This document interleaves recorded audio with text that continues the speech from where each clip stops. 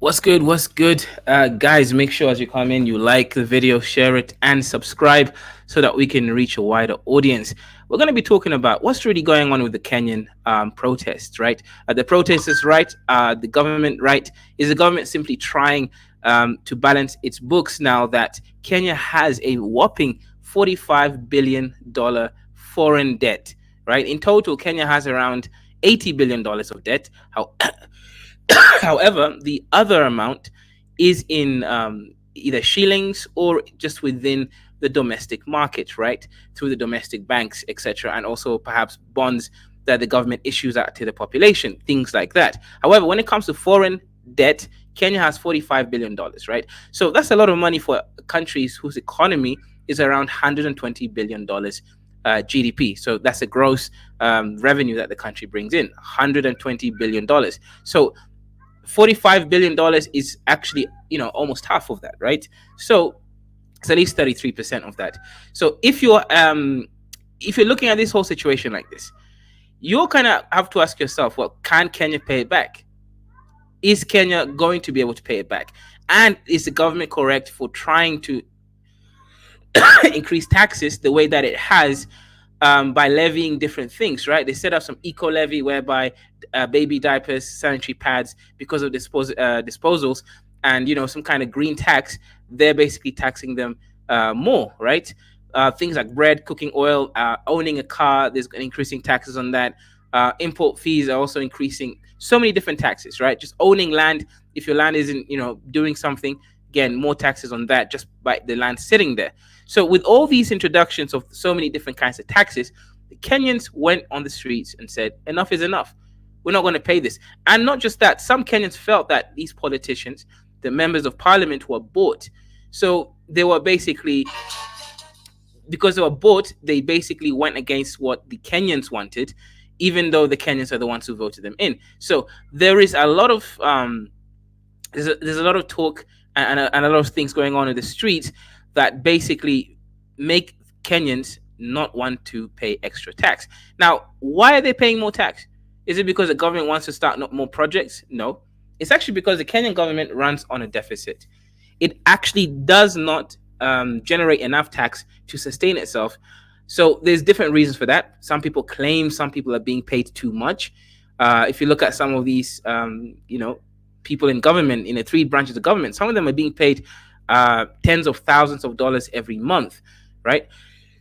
So of course they're claiming that actually all these expenses and all these things that government is doing, that is not going to render some specific service, or if it can be done of the same quality but cheaper, that it has to be done in a different way. That's what the Kenyans are complaining. That's what they're fighting for.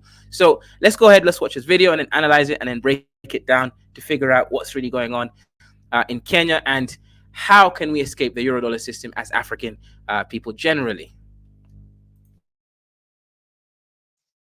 Those were the latest updates from Kenya. That was the ground situation. But how did it come to this? Why did the government allow public anger to reach this level? Why did they insist on raising taxes? Despite the obvious opposition from the common people, to put it simply, the government believes it had no choice. It is drowning in a sea of debt, and it is desperate for a lifeline, which is why it resorted to raising taxes. Part of Kenya's debt problem is the government's fault, caused by unchecked borrowing over the last decade. But there's more to the story. You have international lenders tightening the screws, like the World Bank and the International Monetary Fund. Now, the IMF, right, and the World Bank, obviously these organizations are linked. What actually happened is that they told the Kenyan government that you do need to restructure the way that you run your government, right? You are going to need to increase taxes because you are running on a deficit. And to be honest, that's a good point that they came up, that specific point, right? You can't run an economy if you can't even generate the money that is used to sustain an economy, right? It doesn't really make sense.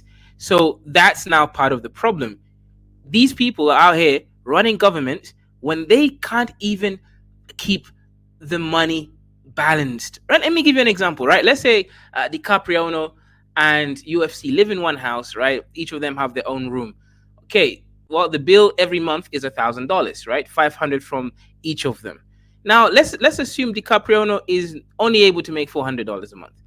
Um, Now UFC is able to pay $600 to circumvent DiCaprio's lack of money, but DiCaprio is taking a debt of $100 every month. Now, at some point, he's going to have to pay back. And of course, if he doesn't pay back, he's never going to get any more loans. So at the end of the day, we can blame IMF all we want, right? It's a debt trap. Well, okay, it's a debt trap, great. But we Africans, in this case, Kenya, we're the ones who took these debts.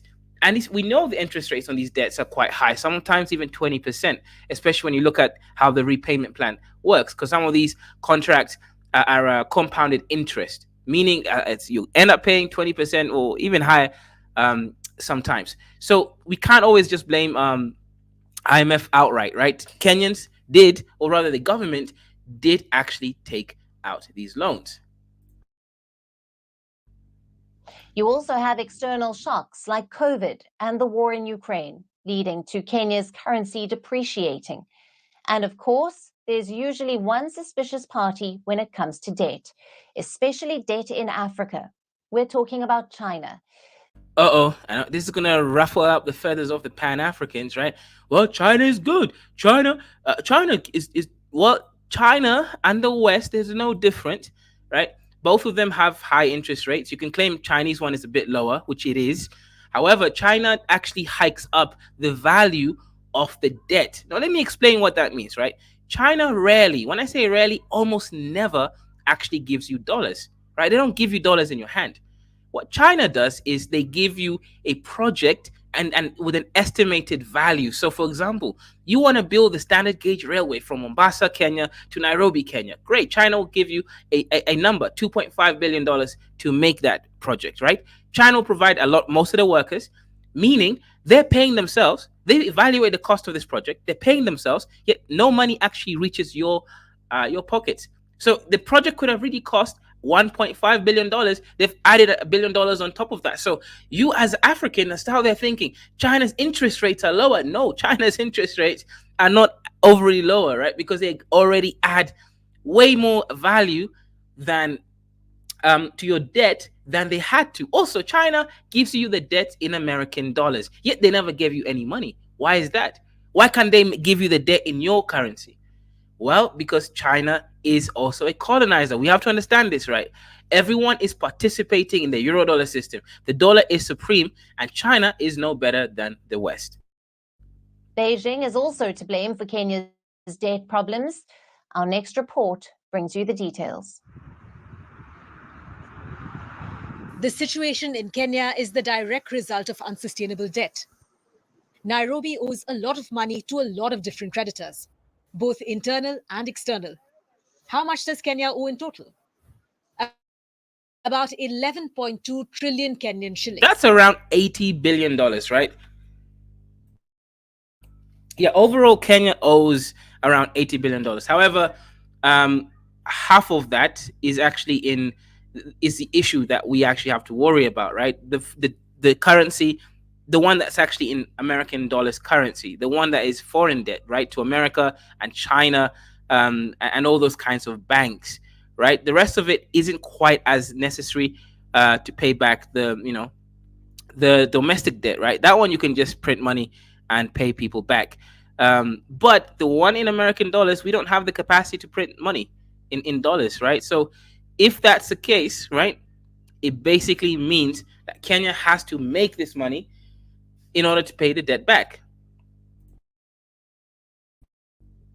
Or almost $86 billion at today's exchange rate. That's the total debt. It's about 68% of the country's GDP. That is far above recommended levels, meaning that Kenya could default on this debt. And that is also why the government is desperate to raise taxes. It needs the extra revenue to repay its loans. Let's put internal loans aside for a moment. They aren't as dangerous to Kenya in the current situation. The bigger issue is external debt. Here are some examples of the external lenders: the World Bank, the International Monetary Fund, the African Development Bank, and of course, nations that lent bilaterally, like China. But they didn't lend the money in shillings. It was primarily in US dollars. And that is where the problems arose. Because the last few years have seen Kenya's currency tank. In 2023, the shilling was in a free fall. It shed 26.8% of its value against the US dollar.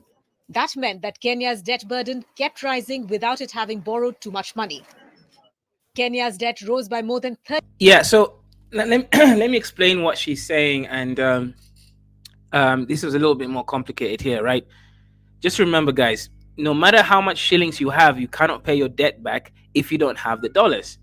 And you can't just go to Kenya Central Bank and take out the dollars out, because you will not have any more dollars to allow for trade to occur, right? You need the dollars in order for trade to occur, because the dollars is what you use primarily for international trade. People internationally are not going to accept shillings. So meaning the problem is way worse than it looks. It actually means even if Kenya takes in more taxes, right, the taxes are not going to help them pay the foreign debt back, right? They can actually pay back some other parts, right? But they can't go around and paying back some other debts. That's the point that I'm saying, right? The taxes are only there to basically make sure that the Kenyan government does not run on a deficit. Paying these loans back is going to be a whole other problem that we don't even know how to do it. $13 billion last year. And about 73% of this was due to the falling currency.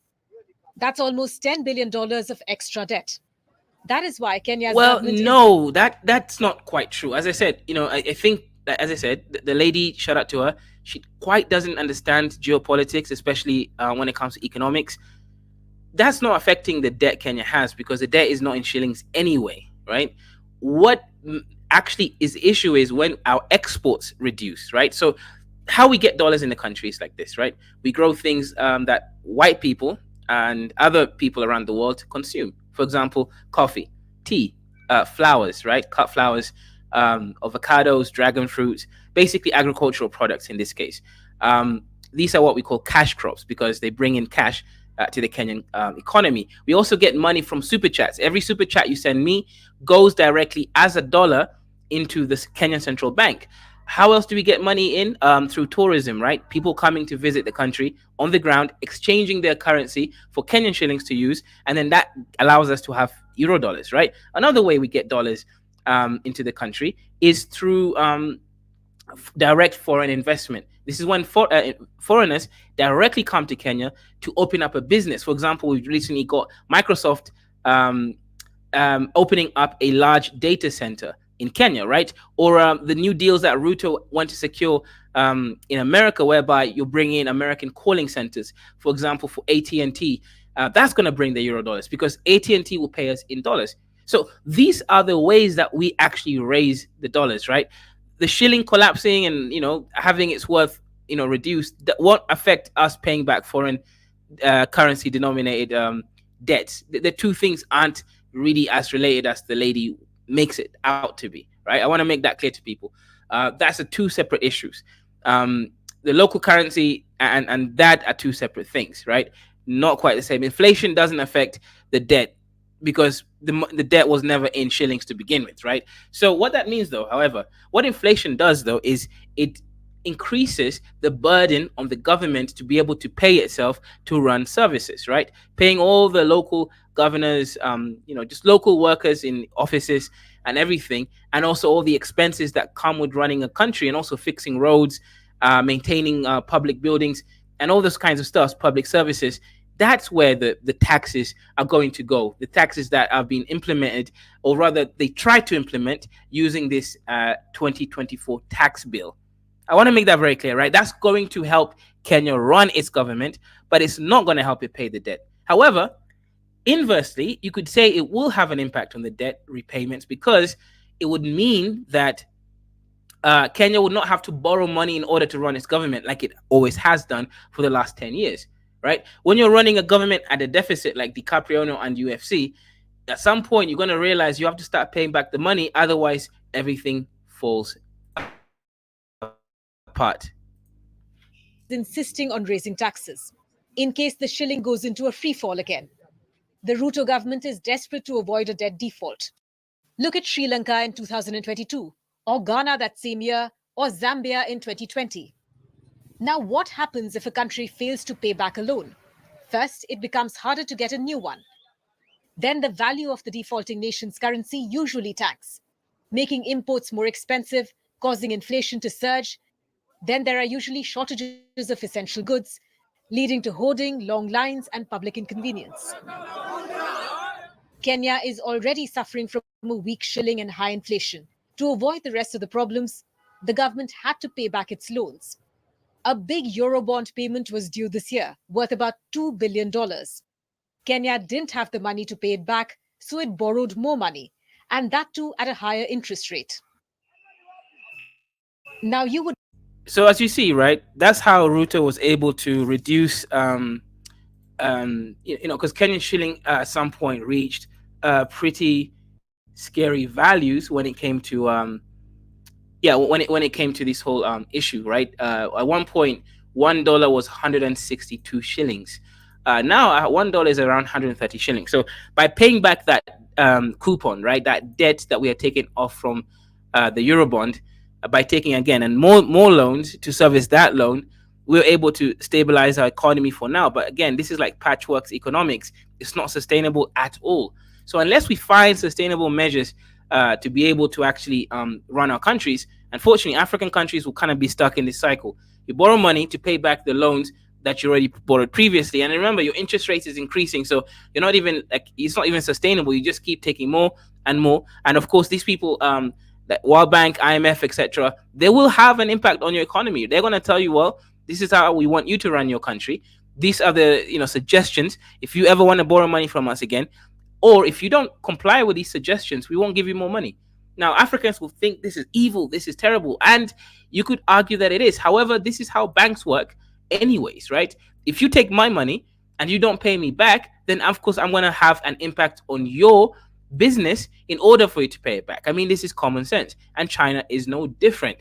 Reports show that China allegedly, right, what they will do is take over your country's natural resources or ports authority and start paying itself back through the revenue that it generates by controlling your economy in that region for the time being. So as I'm saying, right, there is no easy way to say that African countries are stuck in this perpetual place whereby they can't even run their own economies sufficiently. They're just in a sea of debt and debt and debt. Now, you would wonder, if the big loan repayment was made, why is Kenya raising taxes now? Well, that's just one out of many repayments. Here's the list for the next financial year. About $660 million to the World Bank, about $650 million to the African Development Bank, $110 million to the IMF. But the biggest loan shark in the next fiscal is China. Kenya has to pay China $1.2 billion by the end of June 2025. And Beijing isn't known to be very flexible with its repayment schedule. That is why the Kenyan government under President William Ruto is desperate for more tax revenue. Last year, the IMF had described Kenya as an innocent bystander during the world's debt shock. Nairobi could not have predicted the COVID pandemic, or the war in Ukraine, or the resultant inflation and high interest rates in the US. All these factors caused Kenya's currency to tank, and its debt to spiral out Yeah, of control. this is not just Kenya. This whatever all those international issues caused all nations who rely on those systems to tank. Right? Any nation that relies on those areas, for example, food, right, and fertilizer. If you rely from Ukraine and Russia, that would have impacted your economy. Talk about prices of oil and all those kinds of stuff. And remember, America can print money, so America is a top dog because America is America. Um, so we need to understand that America is on its own different class. Leading to the crisis that you see today.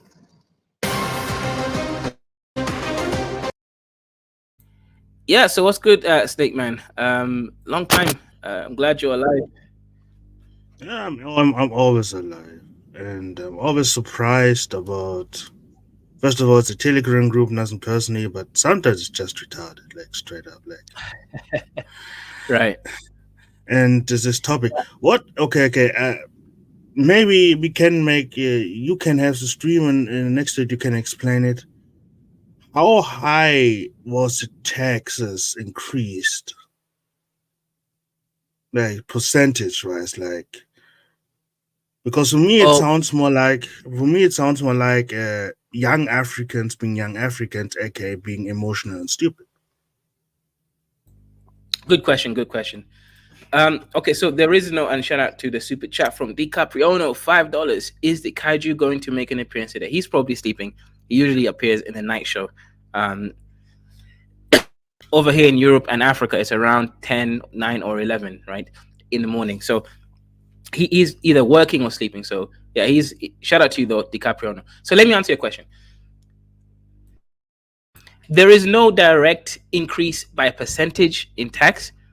It's kind of interesting. I'm even kind of confused at how Kenyan tax system works, right? Because in the UK, there's a simple VAT, and it's like 20%. Everyone pays on anything that is sold, value added tax, right? 20%. The unique taxes on imports and exports, they come in later, right? However, in Kenya, I don't think everything has VAT. I think some things don't have VAT, like bread, sanitary pads, and cooking oil and things like that.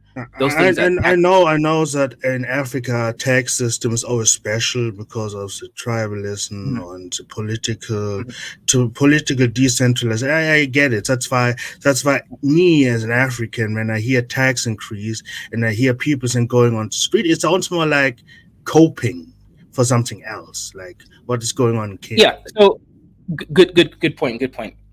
Now there are legitimate things that we don't we well I would rather not have in the new tax system, which is, for example, a crazy increase in like land tax. You're being charged.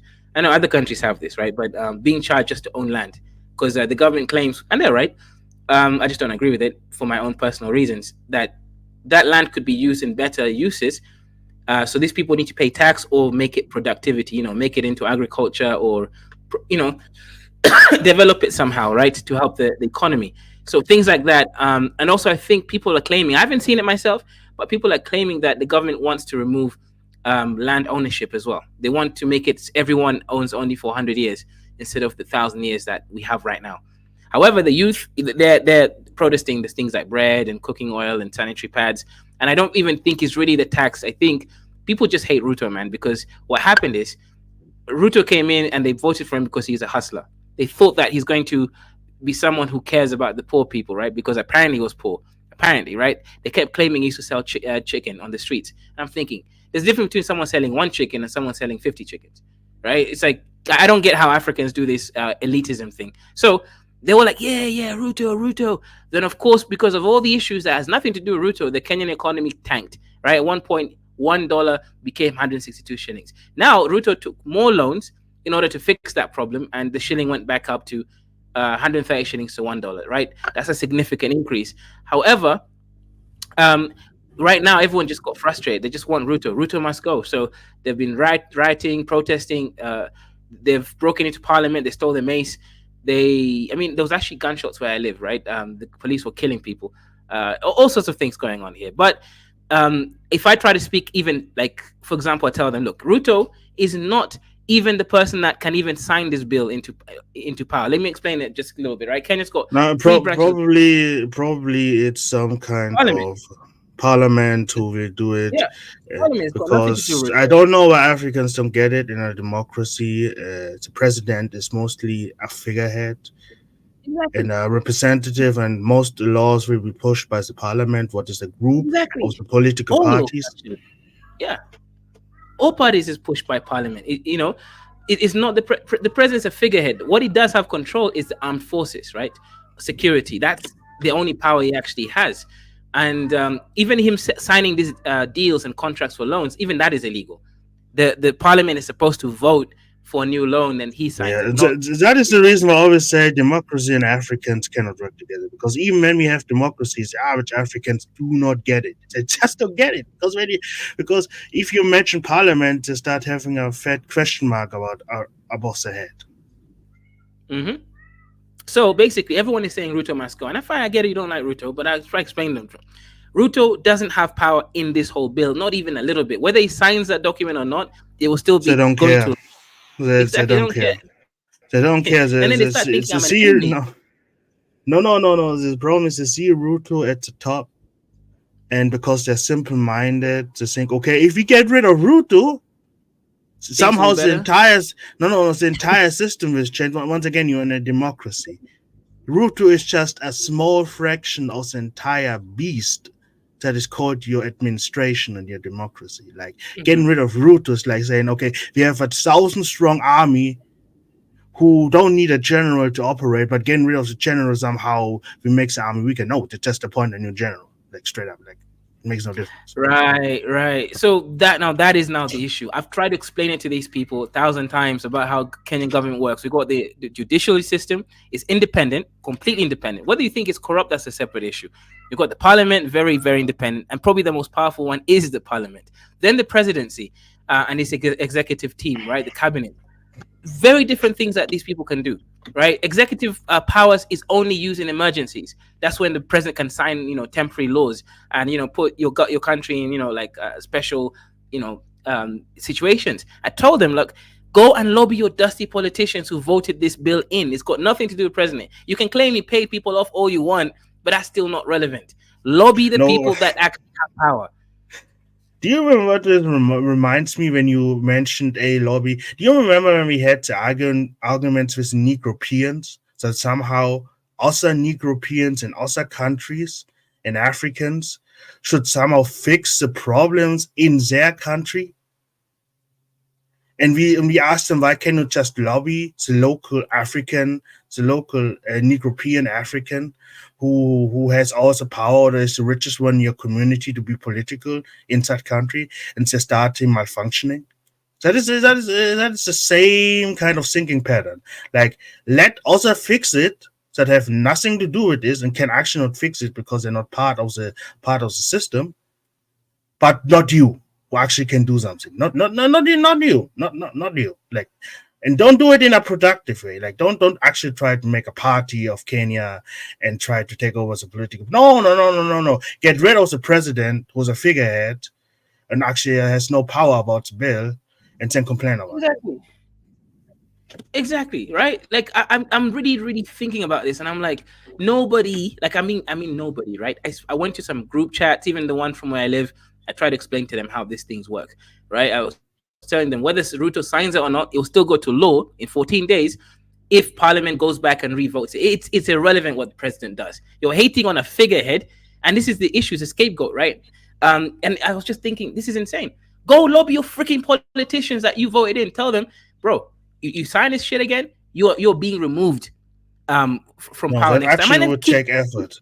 That would take effort because once again, that's why I asked how the taxes were increased because once Mhm. again, taxes and young people don't in my head it doesn't equal to anything because most of the time Mhm. more established people like middle-aged people or older people who actually work for they are actually the main tax providers. Young people who started to go into the workforce, they don't provide taxes like that.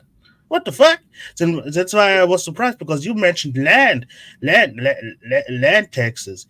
When I thought to myself, maybe so young people are just paid by the land owning elites to fuck shit up, so they don't have to pay the land tax. Now, okay, good point. So the rowdy ones, yes, they're paid, right? These are rioters who are paid by local elites to create more problem. However, the majority of these people this time was the Gen Z. These were the rich kids, children, whom still don't understand how the government works. Some of them can read one constitution here and regurgitate the information, but they don't really understand or respect again the three branches of government, and they're just putting the issue. For example, let's say, okay, let me give it a very example for the people listening. If Ruto goes, right, he resigns. Who's next? It's Gachagua. That's the Kikuyu vice president. Okay, great. Is he any better? No.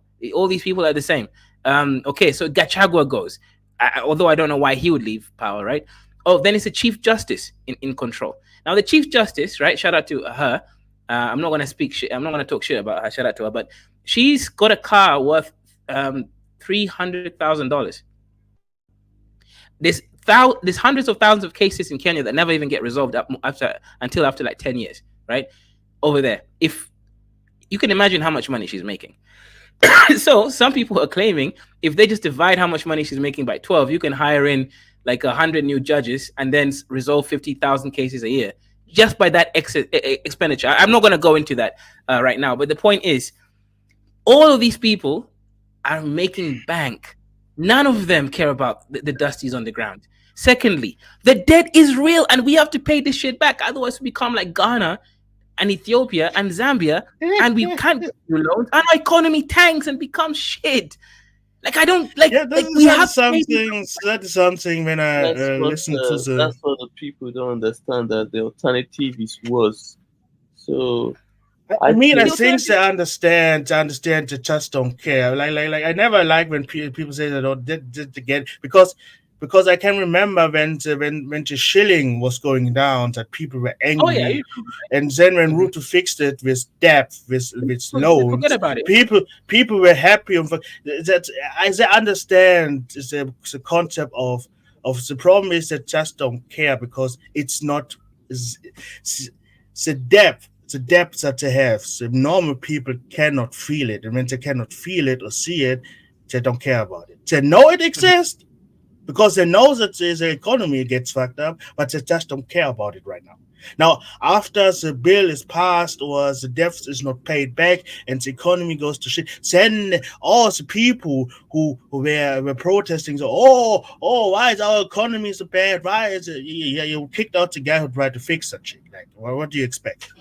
That's what I don't get. Like, okay, like, because for me, I'm looking at it at a higher level, right? I'm looking at the geopolitics, how the economy itself functions, and these people are stuck on finance. I think that's the difference, Snake Man, right? For them, they're looking at day-to-day cooking oil price. I'm thinking, okay, what about 5 years' time? Is there even going to be cooking oil in the country? Like, that is the problem. I say if we ever like let's say one African country, because it's a development in Africa, it's going steady. Finally gets up and gets a little bit stronger like maybe a more stronger South Africa who can have more global influence. I wish that the first African country, the first sub-Saharan African country who has true dominance, like something that other people must watch out for, such a ruling or such a figurehead, the president or the ruling class, just for once say, fuck you peasants, we're gonna tell you the truth 100%. We're gonna do this because our economy needs it.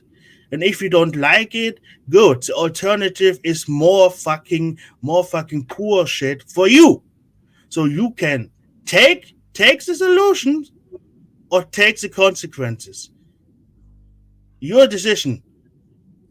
Because I'm so tired of those presidents always try to coddle and try to make the average person in Africa happy by not telling the truth 100% of the time.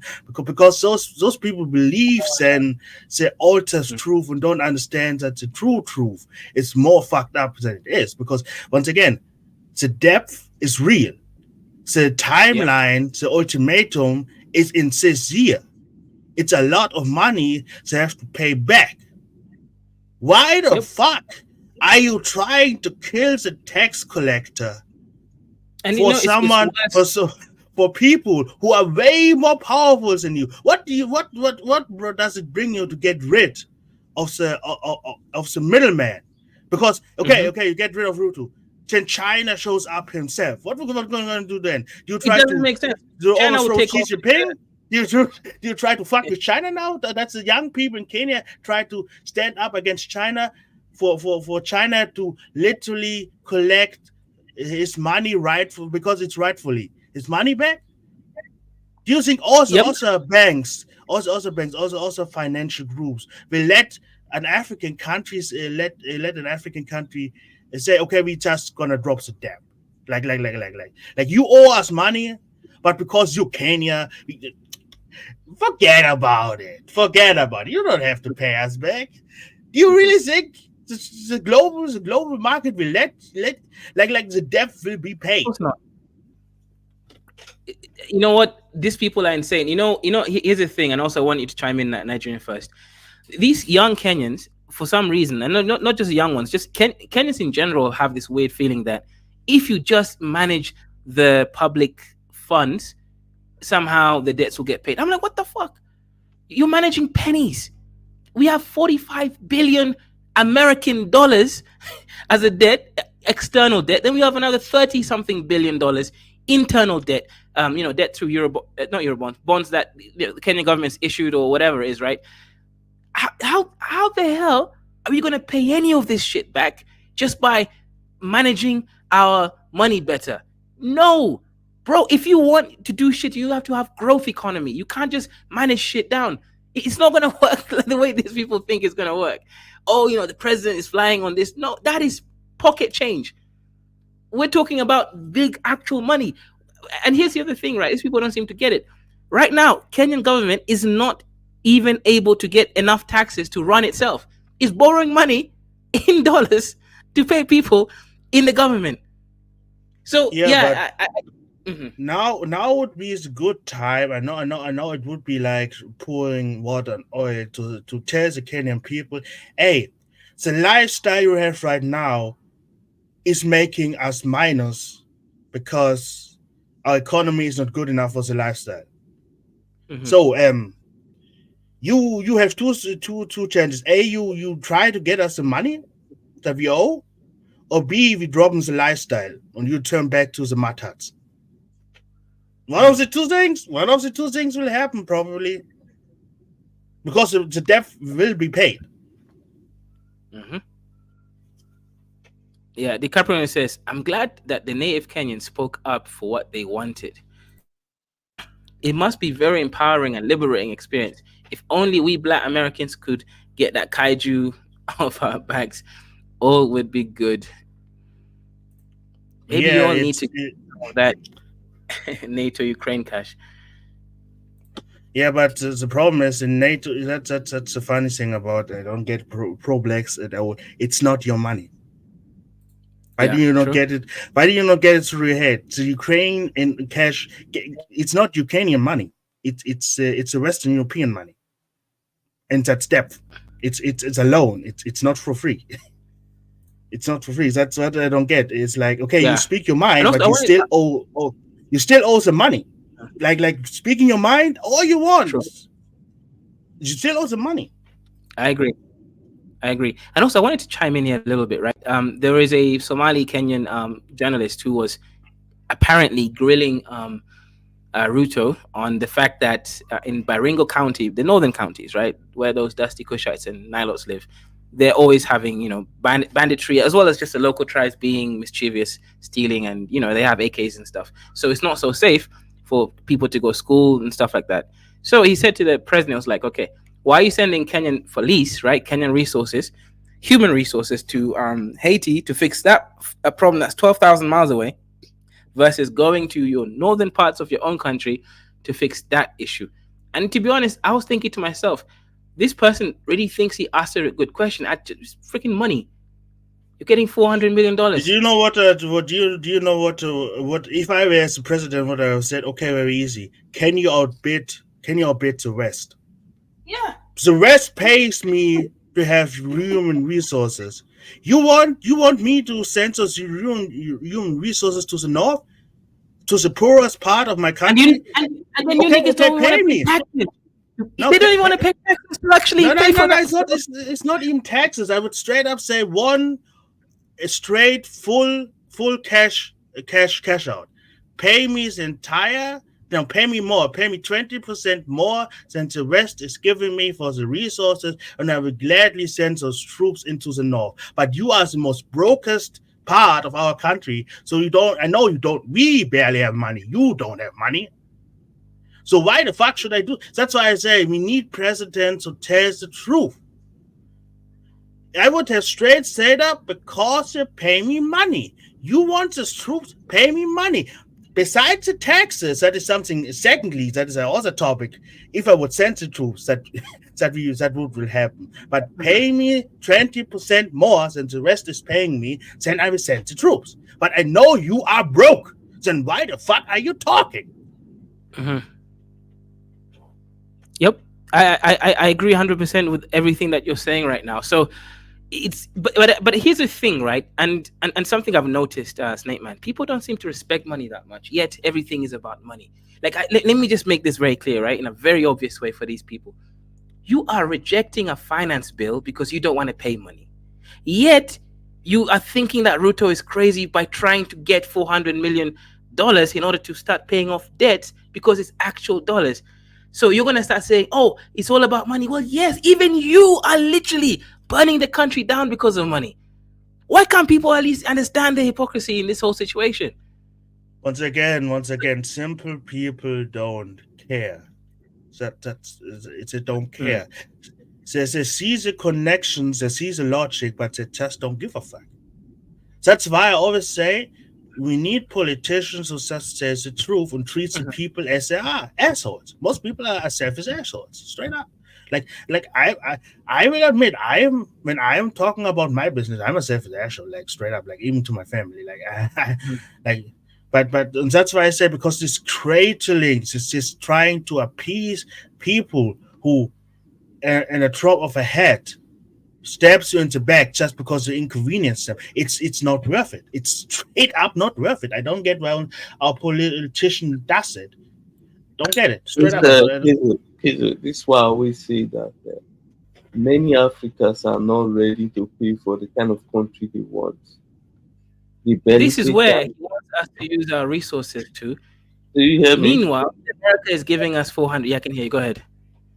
I said many Africans are not ready to pay for the kind of country they want. They want New York style, London style kind of development in their country. But guess what? They are not willing to pay for it. So that's the Friends, they mentality. don't get it. It's crazy. You want security everywhere, but you are not willing to pay tax. Yeah, You want that is good something roads. I don't. That is something that must be beaten out of all the black races. You There see? is no Ethiopia for free. You don't get the high buildings for free. Yep. Why is it so hard for normal Africans or the normal black people to understand? You have to pay to get something. There is no communism. I just don't get it. I just don't get it sometimes about black people. Where does that communist shit come from? I don't get it. Every Uh, time it's about the state somehow should be a communist state to give shit out for free. uh, Kezo, do you guys pay property tax? I think you have to. That's a good question. I actually Like, don't know because like in okay, Nigeria, no, the definitely, answer is no. definitely in the towns and villages, you don't pay property tax. I think the only places you pay property tax is the big Proper cities. cities, So just meaning cities. Like, Nairobi, yeah, you you know, don't pay it in towns. the places who actually have money, like in most Yeah, African countries, when they do property taxes, is mostly in the cities because there's yeah. what's the money. What money do you want from the average African farmer? The only thing you're Unless getting you is food. food, yeah. Actually, the farmer, the small town Africans, they pay their school fees in like maize, to the school, right? Like they just trade food for, sort of money, currency, value, and identity. Show that to you, IC3. Yeah. So as I said before, the issue is I still think Ruto isn't as articulate as he could be. I think he thinks he's talking to idiots, so he's doing this game of like politicking. But if he just explains things, some people will get it, right? Because you're like, bro, I am literally taking our people there because we want to help Haiti. Haiti applied to be part of the African Union, and now that America and us, Kenya, are now part of this NATO deal, they have allowed us to operate in Haiti. What this means is because there's this, this deal that America's created, the Monroe document, which states that no foreign powers can interfere in Americas unless America allows it. This means that Haiti now has a chance to now start interacting with us more. However, we're also getting money and getting paid, and also not just that, we're getting military equipment, drones, and all these things that we will keep after this contract has ended. So we then will be able to go help out in the Baringo County. I think Ruto unfortunately lacks some articulation when he's explaining his points, because these idiots out here thinking they cooked him. It's like, bro, we're doing it because we need the resources and money. Like it's It's just insane. what is it would be so simple. It's basically Kenyan people. We are broke. We need money. I do deals to get money. That is all he has Right? to say. That is all he has to say. That is literally all he has to say. And I don't get why, like maybe because I'm not a politician, maybe I'm not part of the elite class. I don't get it. There's maybe a culture around it that you don't directly say how it is. But once again, I don't understand it. We are broke. We need money. You want something from me, or you don't like my decisions that gets us money. Be the one to give me some money. Like, Mm-hmm. okay, let us say you make a business deal. Like say, I don't know, with the road shields, because for some reason people don't like the small heads. And the Right. road shield gives you 10,000, but you already know that there's a long-term contract and there's business, and Also, maybe in the hold future. on. Can I say something? Keju, I think also the president need to reach out to to the people, like the like speak to the elderly, like the older people in the nation.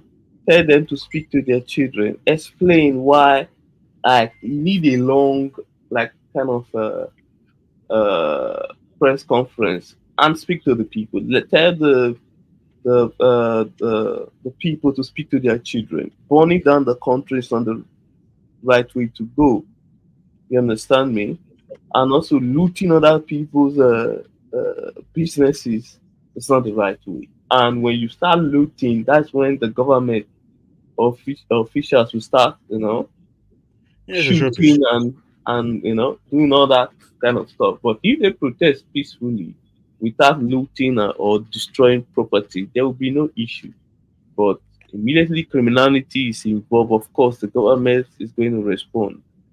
So that's No, what you are seeing in some places. no. What kills me is like when I make my example. Like, guys, you have a business, you do business with the small heads. Like, they give you, I don't know, 10,000 euros a month. And then some dusty, barely wearing a shirt as with holes in his shoes, living in the fucking countryside, African, complains in your ear. Oh, you sell out! Why you not help me? Why? When you think to yourself, guy, did you look at yourself? You don't have money. The things you needs money. Do you think I can just clip my boots and all of Africa, or all you, or you don't longer live live in a mud hut? I use my ancient magic, and now you have fine clothes. That shit costs money. These guys have money. I make business to get money so I can help you. If you are complaining about my business strategy, then just make a better deal. Give me more money. Do we have more since the small heads? Then give me, then it makes sense. It makes a deal. But it's always about, oh no.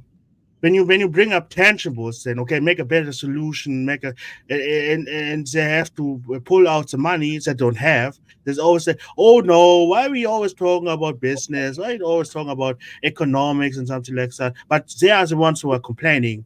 But every time we talk about, okay, make a better deal, then they disappear. And that is, I'm a little Mm-hmm. bit passionate about economics because I'm a landowner and something like that. And I have retarded as relatives who are poor as shit, always nagging me to do something for free. So Right. Right. maybe that is why I got a little bit triggered, because I have the pure African experience. Yeah. And, Yeah. and No. I. I just don't get it. Like because when I. I I give them money, because when I mhm. give them money, they don't change their lifestyle. They're still poor afterwards. Right. No. That's It my makes sense. Something that I've noticed, or rather, it's not even a noticing. It's very basic, but poor people are always going to be poor, right? You see, if you go to Africa, right, they'll start saying, "Oh no, we don't have good schools, we don't have this." Those same people going to Europe, everybody always goes to the mean. Poor people will always be poor because they lack drive and discipline. So it just depends whether they're poor because the country is evolved, and the poor means something else, right? But people are always going to be at the bottom, and these people are just who they are, right? At the end of the day, for me, from what I've seen in my own eyes, what Ruto has done is reduced a lot of the shilling value. I mean, right, increase the shilling value, reduce the dollar's value against the shilling. The Yeah, guy's but the done well. problem is he did it temporarily. That's the Yes, it was problem. temporary, but now he tried to make it long term, right, with this finance bill, but everybody voted against it. So it was kind of interesting. But yeah, He go ahead. should have when he saved the Kenyan economy. He should have made it clear that this shit is on depth. That is not our money. I didn't say the Kenyan economy is our money because we don't have money. We are broke. Oh man, yeah, Yeah, it's go ahead. interesting. Yeah, just uh, listening to you all speaking is really um, interesting, and it made me think that a thought came to mind while listening to you all, which is the power of the narrative. And as you were all speaking, I was thinking of the scene before all the trouble started, where Ruto had this really white suit. What I mean, the suit was just extra. He was at this suit, and he's giving a presentation, and and and all of it boiled down to, as you were all saying, uh, do the people understand what you are doing, and are you really controlling the narrative? If the importance of giving speeches, I didn't really realize it until I was actually listening to you, listening to you all there, and then with the picture of Ruto in my mind, that the thing that when you give your presentation, and they need to give this presentation, that can set the whole tone, and it's almost like a snowball at the top of a mountain, or rock, and it just causes a landslide in values and the way that people perceive what is going on. Because all the things that you're all saying practically, course, it's money and so on, but really what we're talking about in the realm of value. And then you say, okay, well, there's these poor people and there's people they don't really understand, and so on. But value isn't directly connected to identity. So even a poor person, if you insult them, they will get up and they'll get a gun and kill you. You understand? There's actual real force there. Even if a poor person is perceived as being insulting their family or their tribe, they can put down their work tools, go and pick up a gun, and take you out. And so that is real power. So how to manage the perception of the identity, whether the people are poor or whether they're rich, is a very serious thing. And that moves into the realm of the narrative and your speech, and what is the perception that people have of what you're doing. I don't know if that all makes sense. I just threw all that in because there's so much involved in that. Um, yeah. Yeah, So I when you talk mean, about money, really you're talking about currency, and when you talk about currency, you're really talking about value. And what is value? Move away from the word money and keep talking in the realm of currency and value, and then an identity. That's I wanted to say that. mhm. No, I see what you're saying, and Chuku in agreement says Ruto needs social engineering campaign in Kenya to change the hearts and minds of the Kenyan youth. So Yes, Anna, yes. he's right up to Why not? speed. Mhm.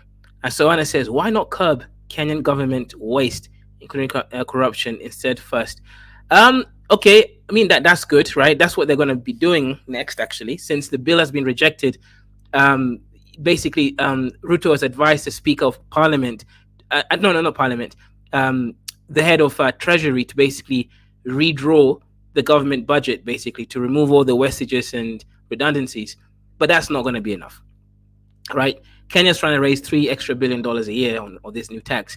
No matter how well you manage your government, remember the money gets wasted because the people, the human resource, is also part of the problem. The people are just not doing their job, right? You go to, it's only recently, like I've seen the passport office. It actually takes literally just an online application, and you go for your biometrics test. Do you know how you do it before? You go there, fill in a form in person, leave it there. come back again. Oh, you fill in more forms, come back again. Now you have to do some kind of interview, then you come back again, then the biometrics, right? It was just redundant. Now they've done this online system. You just go there for the biometrics, you wait like 10 days, you get a passport. Before, you'd wait like a year or 6 months, depending if you pay someone or not. So they already have begun to kind of increase efficiency, right? But it's not going to be enough. Restructuring your budget and just reducing costs is not going to be as good as if you actually had more money coming in and you reduce your cost. Another thing, protesters demand in a full audit of the debt. Reasonable? Yeah, that's reasonable. Yeah, it's mostly reasonable. But no, they don't really want the protesters don't want to pay any more money than they're already paying, right? Let's just make it clear. They don't want to pay an extra shilling anywhere. Not for baby diapers, not for sanitary pads, not for cooking oil, not for anything, right? They just want Ruto to go. Ruto must go is what they're chanting all over. But I say Ruto goes, so what? You have some other crony taking That's power. right. So what would Right. you do? After that, Kezu, I think also our individual countries, we need to force our people to consume local products, because the reason why we focus too much on dollar is because we need that for imports. It's mostly about import, import, import.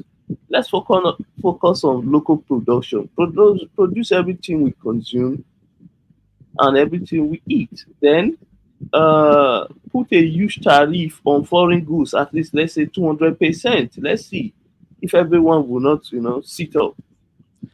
So what would you say, Nigeria first? Okay, so we're putting in the public relations department of the government, communications. So what you said, good idea. So how would you go about communicating that to the people? You're standing up now in front of the cameras and so on. What are you going to say to the let's look at the language now. What language are you going to use that all the people are going to hear, and the foreign media will be watching as well with their cameras? What are you going to say?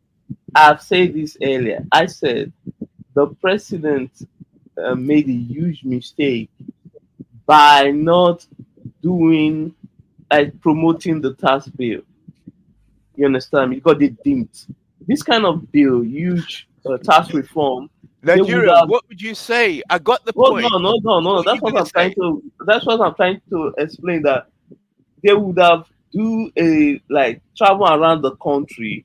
Yes. Telling people and speaking to the people the reason why, and by doing that first, they need to also call down their own personal expenditure, because you cannot be living large and going to the people and speaking whatever language you want to speak. They won't listen. We've got that point, Nigeria. But I want to know if it's your mouth now. What are you going to say to the people? I understand what you're saying, but how are you going to put that to the people? That's where the power is. That's the serious thing. It's all about controlling the narrative and how you. Yeah. See, let me tell you something. The reason why it's difficult, and that's why I said the reason why the people will not listen is that the current expenditure of the presidency, like the government, the federal government, is too high. Because you will not be buying, let's say, a brand new luxury car for the executive, then go to the people and tell them you want to increase their taxes. That's you are setting the country in flame. You understand me? Hold that point there. Okay, right. So, gathering what you're saying, I think it goes back to what Kaiser was saying. Okay, so you physically, you got to do something that visibility. Okay, before them open your mouth, I understand what you're saying. Visibility. So the first thing now, you're going to say, the leader must start dressing in military attire.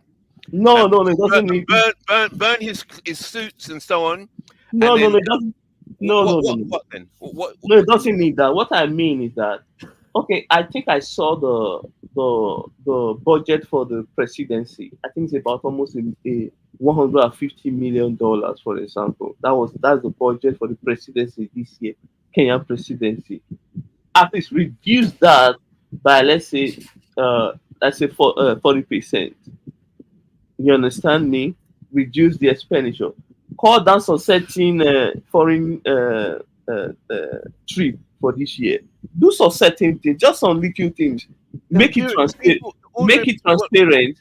Then before That's you not go ahead and transparent to start, people. engaging the people for increments of tax. That does not try. I'm going to challenge you. That's not transparent to the people. When you start talking about figures and percentage reducing, what do you mean? But they won't understand all of that. They're just going to They see will. you're See, going to no, make no, it no. See, simple. see. No. Kenyans' illiteracy rate is high. I don't think they are that dumb that they won't understand what the president is saying. They will. For instance, okay, look, I'm using Nigeria as an example. The reason why most citizens don't listen to our leaders is that you can't be budgeting $150,000-$200,000 on a car, then you are telling the people to do another. They won't listen to you because you haven't shown example. Because you have to lead by example. That's what I'm saying. You think the people don't have sense? They do. If you lead by example, they would follow. That's far. Okay, if you look, the last trip we went, people were complaining that he spent one half I mean 1.5 million to hire aircraft to travel to the United States. So they were complaining about that. So these are the things I'm saying. You understand me? What he should have just taken let's say Kenya Airways to that place. Since there's difficulty, then cut down your expenses. Then you see the people. Then if you decide to increase tax, explain to the people No, why no, the tax need to yeah, be hold it, paid, or Nigeria. certain Explain to the infrastructure people. will be taken Nigeria. over by these countries. Hold it. You keep saying that he should explain to the people. He should explain to the people. Right. How would you explain that what you just said to the people? What are you going to Because say? Don't tell I'm me not what are you I going to am say. not the no. See, I'm just giving suggestion, but I'm not the Yeah, but that's president. easy to say. To explain to the people. That's too easy. Anybody can say that. But think for a while. It's more difficult. Okay, let me What ask would you you, say? ICTD. When you propose a tax bill, do you mean the details should not be shared to the people? Because if you look at what's going on now, it seems like the people they didn't inform the people before the tax proposal were made. So now they are rioting. Yes, You and so understand that's me? that's communication, isn't it? It's PR, it's public relations. You've got to communicate to the people how that you're about to make life more difficult. That's what we are saying. Yeah, yeah. Well, ICTD. I know that. I know that. That's simple. But if you get it wrong, then you get riots. If you're in a position of power. So, what is the most effective way to communicate bad news to the people? Yeah, at the same time communicate to the people that investments are being made to make money from outside. See, it's all about the communication. So it's easy for us to say they should say this, the government should be clear. But let's put some of the pressure on us and say, how would we go about marketing Okay, these okay, people okay. Let me ideas? explain to you. Hard For work. instance, I already understand the reason for the bill, tax bill. There are a lot of, I believe, people in the country, like someone like Kezo. Kezo already understand the reason for the tax bill, but there are still other people who doesn't understand it. So they need to keep passing the message, explaining to the people continuously. But I think that's late, too late now because the country is already on fire. So I think yeah. Chuku just in the chat has said something. He says, Chuku Igwe says, give the protest leaders government jobs and frame paying taxes as a patriotic duty needed to save Kenyan future. Now that see that Chuku should be in government. That is how But you got to but talk. the problem is there is no patriotism in African country. That's the key problem people don't get. There No, no, no. is See, no the, patriotism. the, Not the, really. the citizens are patriotic, but the leaders themselves, they don't lead by example. That's the thing. You cannot be living a luxury life and tell people to suffer more. They won't take you serious until you show some certain behavior that align with them. They will agree with you. Okay, for instance, see the reason why someone like Obi became popular in Nigeria because the man live very simple life. He doesn't, wear expensive watch, drive luxury car across the country. Just live simple. He take most of the time. He take public. He takes normal commercial airline. Doesn't fly private all the time, except during campaign. So he actually show that simplicity, and that reason why a lot of youth in the country were supporting him. So that's what I'm saying. If you project yourself to be simple, you can align with the general sentiment of the people, masses. Of course, they will that's good for support internal you. affairs. That's very Why, simple. Good for why, why, internal why, affairs. why we always trying to make trinkets the primary thing? I agree with Shukri, but I would have framed it a little bit different because I'm a man of practicality. Let's say protest leaders, because I know Africans. Let's say protest leaders be into job when their main job is get rid of the debt. I will tell you right now, when they're in the position and the only work in the government is get rid of the debt, because that is the reason why we're all doing that shit. So we fold immediately like a house of cards. And Right, that would be my solution, to show them that you are ignorant little ass who have no understanding can't about do that. global Man, politics. you can't do that to the people, man. You Now can't. I will do it. Like I said, I'm tired of coddling the average African. I will beat into you the sense with force. And if you think you can do better, here is a job. Fix the economy. But if you say I cannot do it, you go to prison for 25 years straight. Man, that's You that's can't, that's you it- can't govern like that, Hitler. man. That's Hitler speaking. You can't go. In their minds, I think they really believe that Ruto's government just wants all these new tax money so that they can line their pockets. I think that's Yeah, what they really believe deep down. Yeah, it's a yeah, perception. that's the thinking. Perception, but it's not the truth. Well, No, it's not the truth, right? Like if they want to steal, they don't need to Yeah, steal your that's the problem. So that's the problem. They don't need the new tax money. They're already stealing. Yeah. So this is not exactly. So no, this money is to make sure government doesn't collapse and they don't need to keep borrowing money in dollars to keep servicing. And also, guys, for you China lovers, right? As I said, China is no better or worse than the West, right? As I said earlier, first of all, I think they're worse in certain areas. They give you a debt in dollars. Why are they doing that? Why not give it to in Chinese yuan or the local currency? yeah, Like let's be honest, right? That Pan Africans answer that question. Why do they give you debt in dollars that they know you can't even make? So that's the one. Two, right. the money that they give you is not even money; it's a service rendered, meaning they provide all the materials cost and all the labor that they need. No dollar actually arrives in your account when it's Chinese debt. Yeah, Now, also, China is the one who evaluates the cost of the project right. using funny numbers that they've exaggerated, an extra 800 million somewhere. Because imagine all the materials coming from there, the labor is coming from there, which they're barely Yeah. paying those people anyways.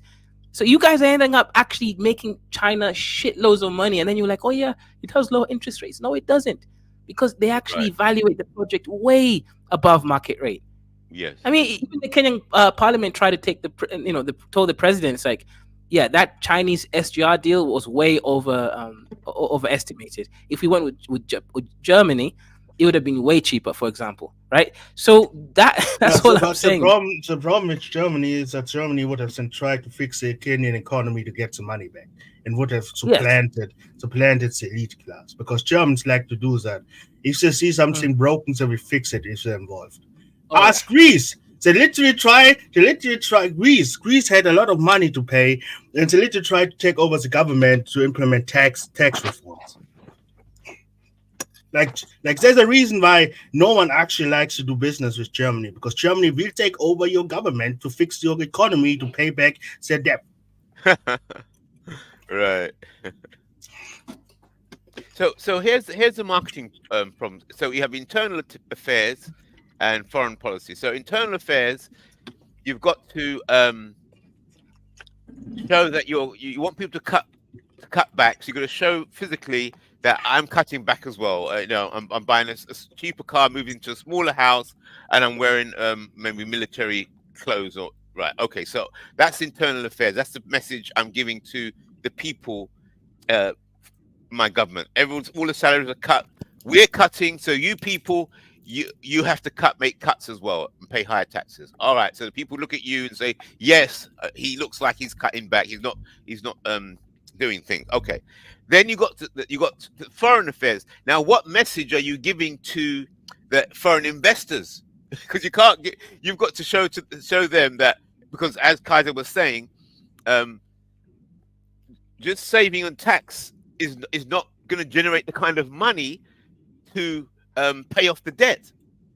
So then you've got to, with your foreign face now, you've got to say that, hey, we're open for business and investment. So you got to, so it's like yin yang. So you're showing off to the foreign affairs that now we've got a real stable government, everything is settled, and we're going to be this is a safe place for investment because we're well organized, well educated, and we're open for business.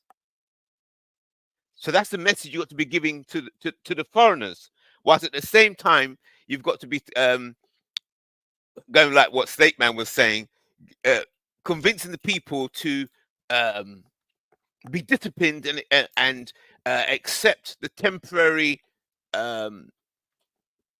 sufferings in order to get the country in order for business.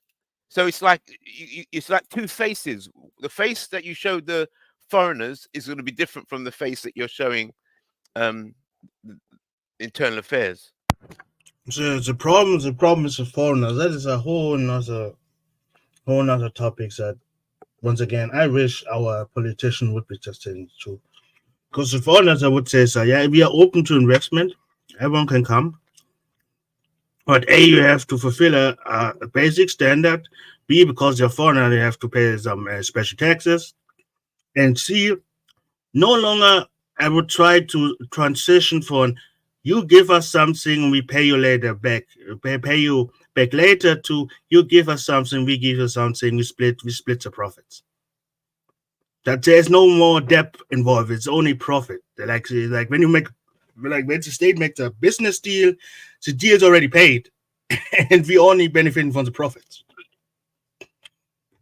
That And is good. That's good. I know. If I talk Hey, like that, everybody becomes the enemy of all the African elites because they don't know any other way.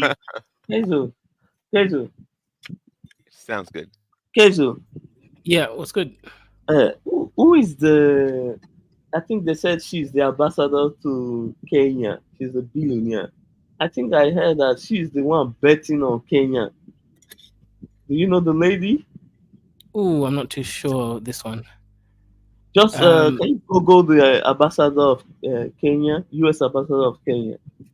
Let's She was, see. I think, she was the former CEO of eBay. Oh, Oh my Yes. god! Not CEO, the owner of eBay. So eBay. Meg So Whitman. yes, she's a billionaire. So she's the Interesting. ambassador. Yes, I think they say that she's the one betting on Kenya or something. Shit, she's $3.3 billion. That's Yes. crazy. Yeah. So another thing I wanted people to know: Ruto is actually still winning the game, right? Kenyan soldiers just recently arrived in Haiti just a couple days ago. So all the deals that Ruto signed with America will still go on. Yeah, it's still going. Yeah. So he's not going to lose the money at least. So and to be honest, this whole World Bank thing, that's small change. The Chinese debt is the main issue here. Yeah. Because if we don't start paying that back, who knows who'll take over Kenyan Airways, right? Until they've paid off the debt. Because remember, Kenyan Airways generates money in Eurodollars. So by generating Eurodollars, they can actually start paying off their debt. But that will cripple, Kenya's aviation, downstream aviation sort of business. And that's now the issue. Guys, one question I have to ask. Let's go with the most cursed future. Is it really so bad being a tributary to China? Kenzo, you see why we need to build the Africa institution. Do you see the your country also hold Africa Development Bank? At least Yeah. that's within Africa. That can be resolved. That's why we need to, you know, No, no. The issue is it's still in dollars. That's the Do problem. you really think Africans, let That other is Africans go debt free because they're African? you said Do you really think other Africans, you know how petty Africans are? Do you really think Africans let a debt go just like that without no, no, any no, kind no, of no, no, no, tangibles or something no, like no, no, that? no, no, no, no, no. I'm not saying they let like cancel your debt. No, of course that will not happen. But at least they will give you time to sort it out. Oh, that, I don't okay, know, okay. man, Oh, because okay. it's still because the issue is right when it comes to money, you have because remember the bank has places where they're investing that money, like all these what you call them these Infrastructure and all kind of stuff. yeah, and all of the stakeholders and shareholders and these small companies investing. So if you don't pay back the money, fine, I get what you're trying to say, but the issue is also African Development Bank still gives money in dollars. The issue really is you niggas That's, need to start de-dollarizing a little bit, right? Like yeah, yeah, yeah. start. That should be the goal. Yeah, I because the mean, issue is dollars. You're. You might think of it this way, right? You guys could be trading in freaking gold if you really wanted, right? Like you're using a currency that you have zero control. You can't even make it. At least with gold, you can mine it in the Kenya has continent. gold. Since when does Kenya have gold? A little bit of gold, a little bit, but most countries have gold, like Uganda and all those kind of countries. I But I'm mean, just saying, like, I mean, not to change between the fingernails. I mean, mountain of, but since when has Kenya so much gold? What the fuck? I think Uganda's got 7 trillion worth of gold, which is like half of the world's gold reserve right now. Yeah, that's That is Uganda. Talking about Kenya. we don't have that kind of resources. Maybe we can be the banking sector, right? Services rendered. We don't have natural resource. But Snake, you know what I mean? As in, we need to think of a way to stop using dollars in intracontinental trade. It's so stupid, right? Europe did it with the euro, right? That's why they don't have to be crazy debt with Americans and stuff. India is basically one administrative region, so they use that rupee thing. So we're the only continent that every country is its own unique, small, tiny little country with no leverage in the international market, and we're using the international market's currency. So I always just find that kind of funny. I mean, like South America. I mean, like Eastern Europe. Oh well, Eastern Europe doesn't count, right? Those are shitholes. It's funny. It's funny there's a coalition because all the places I just mentioned are shithole regions. There's a reason for that, like that's straight up. But still, Yeah, there are also places that do that. Hazel, I think you have gold, uh, iron, steel, titanium, and gemstones. That's what you got okay. as natural resources. That's Yeah, and pretty. apropos when we talk about Kaiser, it looks like that I was right about Niger. Oh, about Niger. Okay. Yeah, it looks like Yeah, I was right. Niger. There's increased the price. Yeah, yeah. No, no, no. Hang on, hang on. I will succumb to your point. You are right about Niger. However, you guys were wrong about Burkina Faso. Burkina Faso has remained a I shithole never with a talked about Burkina Faso. true, true. But as I said, and also IC3, the Niger, you guys, I won't have to do a show on Niger, right? Because everyone is populism about this good-looking, handsome young man on Burkina Faso who does nothing but just walk around looking good, right? Saying I'm donating blood, bro. How's donating blood going to improve the economy? How is it going to make someone eat one person, one Don't blood? deflect, Kaiser. Snake Man Nostradamus. I'm like Nostradamus. I know what happens in Okay. the future in Africa. Yeah. No, Every I'll time, give you respect. I'll give you respect. Niger has actually done what I was hoping that they would do. Like the guy is actually, as you said, let me give context for everyone. Niger right now, as we stand, is already about to sign a deal with Russia for nuclear energy. That's great because no longer will ECOWAS and anyone else demand them to sign some weird sanctions by France. Okay, that's one. Two, Niger has also signed new deals with Iran and Russia for uranium, and has actually kicked out French company right from the mines. So that's interesting. They've also done a deal for military support by Iran providing them with weapons. That's great. I mean, this guy's actually doing shit. Like I'm actually proud of Nigerian president But the Burkina Faso guy that you guys love so much, walking out there looking so Kaiser, I can remember how you talk. Oh no, shall we do nothing? Nothing will happen. They will not yeah, I know, increase surprise. They will I not know. kick out. They even said they will not change the companies. Because I Even didn't said trust that. that guy. No, you're right. You're right. I was wrong. Right. I just didn't. I just thought he was a dusty loser. But he showed me that he's actually a good man who actually wants to improve his country. I'm happy to be wrong about the Nigerian president. Right. The guy. I'm happy to be wrong. I'll give you that W, Snake Man. Right. Yeah. Good thing we didn't bet for it.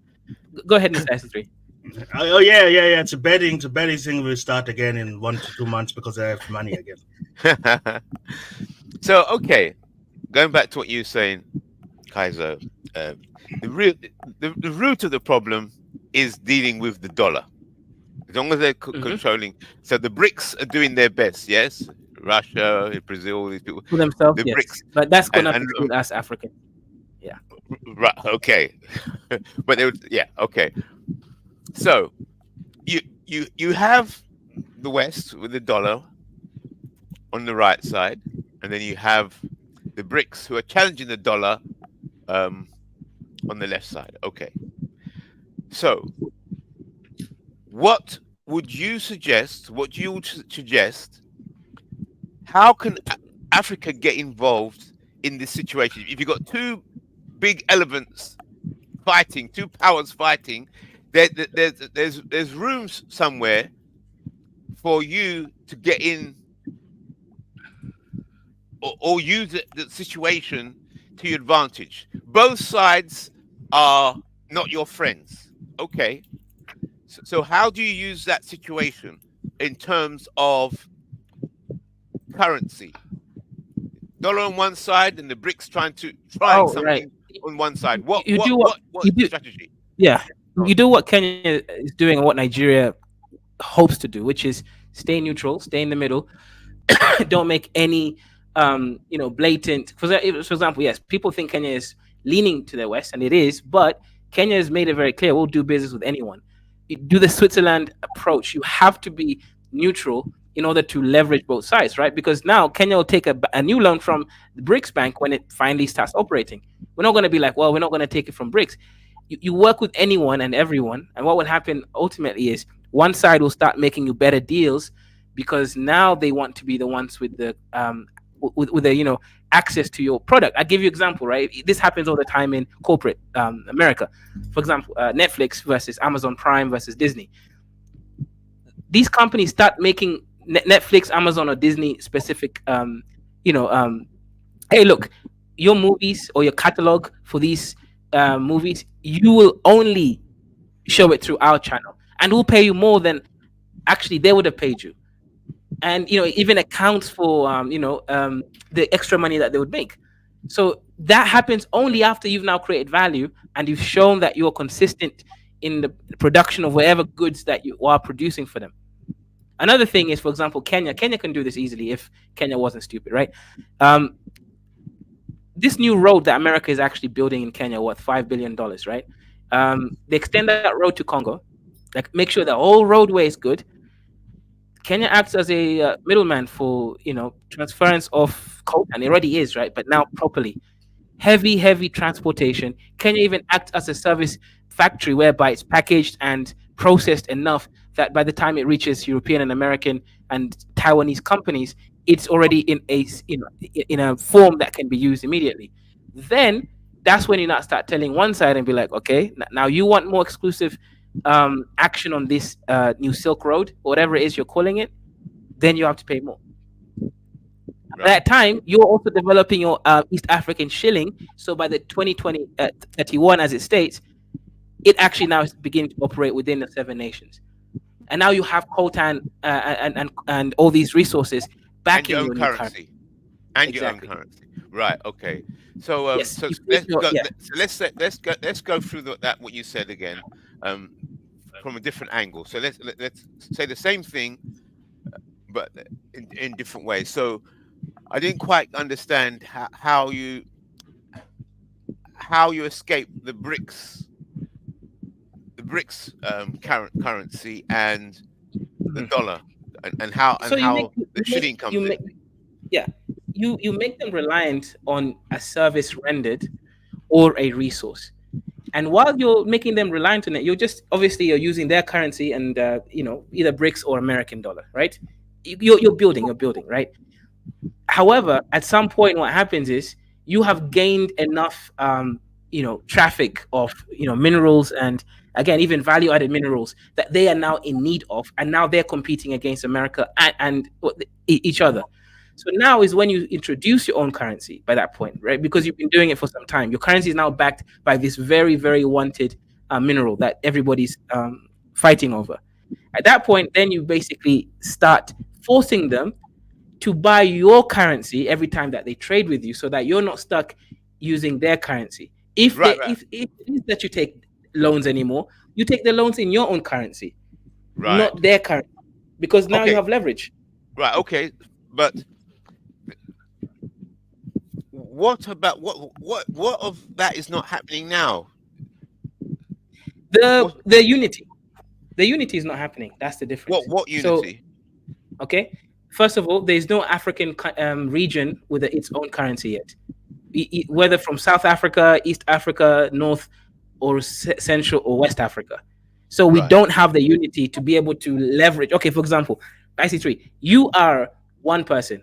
You want to go and do you think it's going to be easy for you to go to Microsoft and try to get a deal? No, not unless you've got some genius product that you can sell them.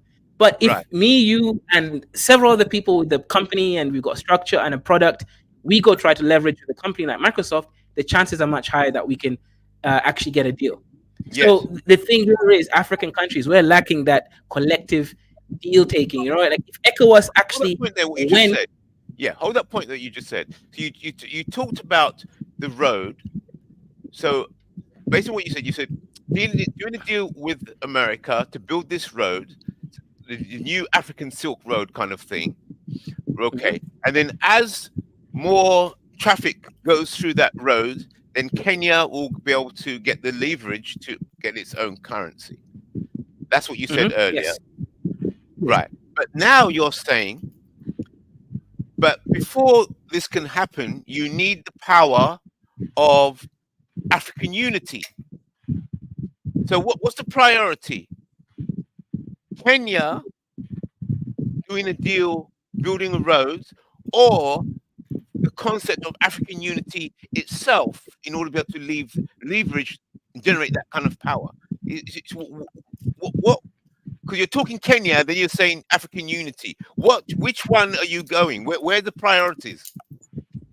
well, I mean, okay, in an ideal world, the priority is unity, but the issue with that is the unity won't happen unless you can convince people that unity now is worth it, right? For example, if we just drop the Ah, Kenyan, the East African shilling right now, there's going to be issues, right? We're going to start getting threatened from IMF, World Bank.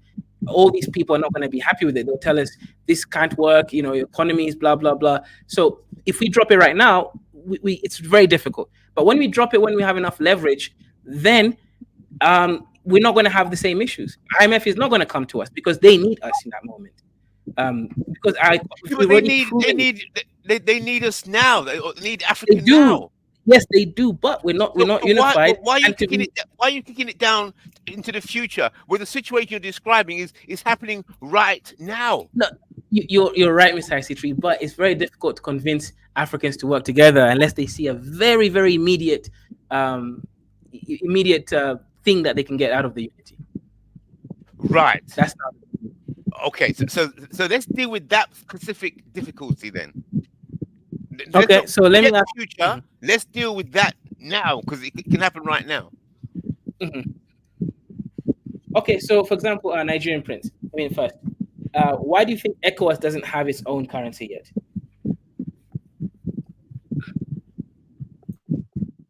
Well, I don't know. I think it is our time to get it done, but most time I think we wanted to do it a few years ago during the Buhari's administration.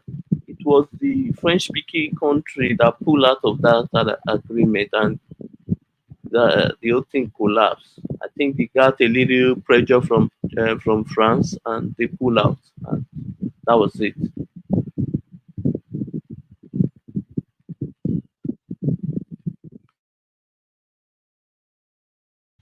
That's the official currency, but it doesn't make sense. Why didn't the English countries go ahead and still create that currency though? There's enough of them. Because no. The French speaking side of West Africa, they are more than the English speaking part. In West Africa, just Nigeria, for example, Nigeria, Ghana, then Gambia. That's all. These are the only countries, English speaking country in West Africa. The rest are French and mostly French. Oh, you don't know that? Okay, So what's the question then about why has it, did you say ECOWAS? Yes. Why yes, ECOWAS is the yes, the West ECOWAS, African. yes. why, The name why of the currency was supposed to be ECO.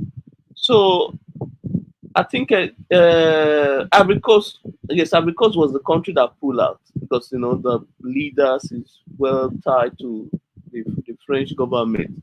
So he pull out of the deal, and that's how everything collapsed. right? Yeah. Okay. So therefore, going back to what you're saying, Kaiser, just being able to create a united African currency will be the first step to solving all of Africa's problems, even just a small group, as you were saying, ECOWAS. So, what is then is the science to create a currency, but without the whole thing collapsing, like you said, you just described ECOWAS, the deal collapsed. The strategy to set up a currency has got to have in mind that somebody may drop out. How can the whole deal collapse because one person changes their mind or one group changes their mind? The initial strategy, it was flawed from the beginning. Then, correct? No, because the the largest economy in the French speaking side pull out. If it was Benin Republic or Togo that pull out, that would have been any issue. It was because when you look at the French speaking side in West Africa, Ivory Coast is the largest economy in that circle. So they pull out. Then what's left for the country to do? If it was Benin or Togo, no, would that proceed because these are smaller economy. You understand? Uh, Yeah, it was a bigger economy that pull out. If it was Benin or Togo, let's say even Gambia from the English, would have okay, no problem. Would have proceed because these are smaller country with smaller economy. But it was so the help me understand what, in order to create a currency, a unifying currency for a group of African countries, you're yes, saying for it to be successful, the big boys in the league need to agree first. You understand me? When the big boys agree, they can proceed. It will work. Then along the way, the smaller guys may decide to join. But you don't have a group whereby the big boys already decide, okay, this is the way to go. Then one side to pull out. Of course, it will not well, succeed. is it possible then for a large number of smaller economies to come together to create a currency for themselves that will challenge the big boys? Is that possible? No. See, for instance, when you look when they set up the euro, for example, it was Germany and France that first of all, that started, I think, the movement. And if you look in Europe, they are the larger economy in Europe. You understand Ah, me? When you right, put, right, let's be honest, when you pull Germany and France out of EU, it's done. right. There's nothing there left. So this is what I'm saying. So one cannot do it alone. You need the bigger guys to come together and agree. Then the smaller nation can join. Okay, for instance, countries like Norway, what they call it, Sweden, they don't use euro, but the thing is still going on because their economy is significant in the general EU market. You see what I'm saying? Right.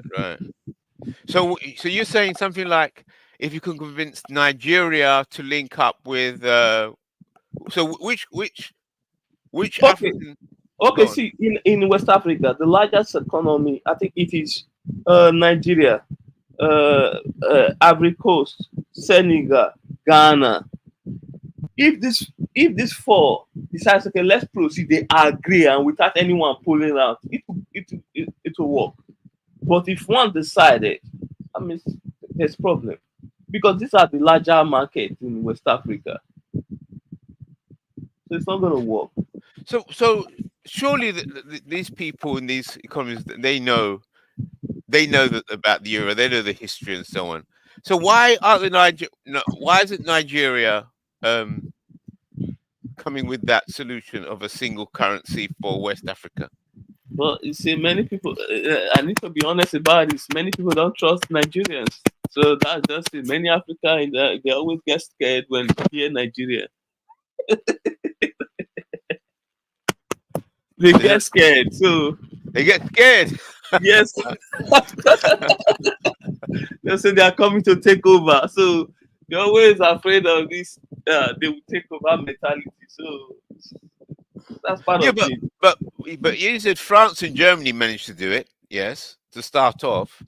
So the French weren't afraid Germans were going to take over, and the Germans weren't afraid the French were going to take over. So who else in Africa is the equivalent with Nigeria,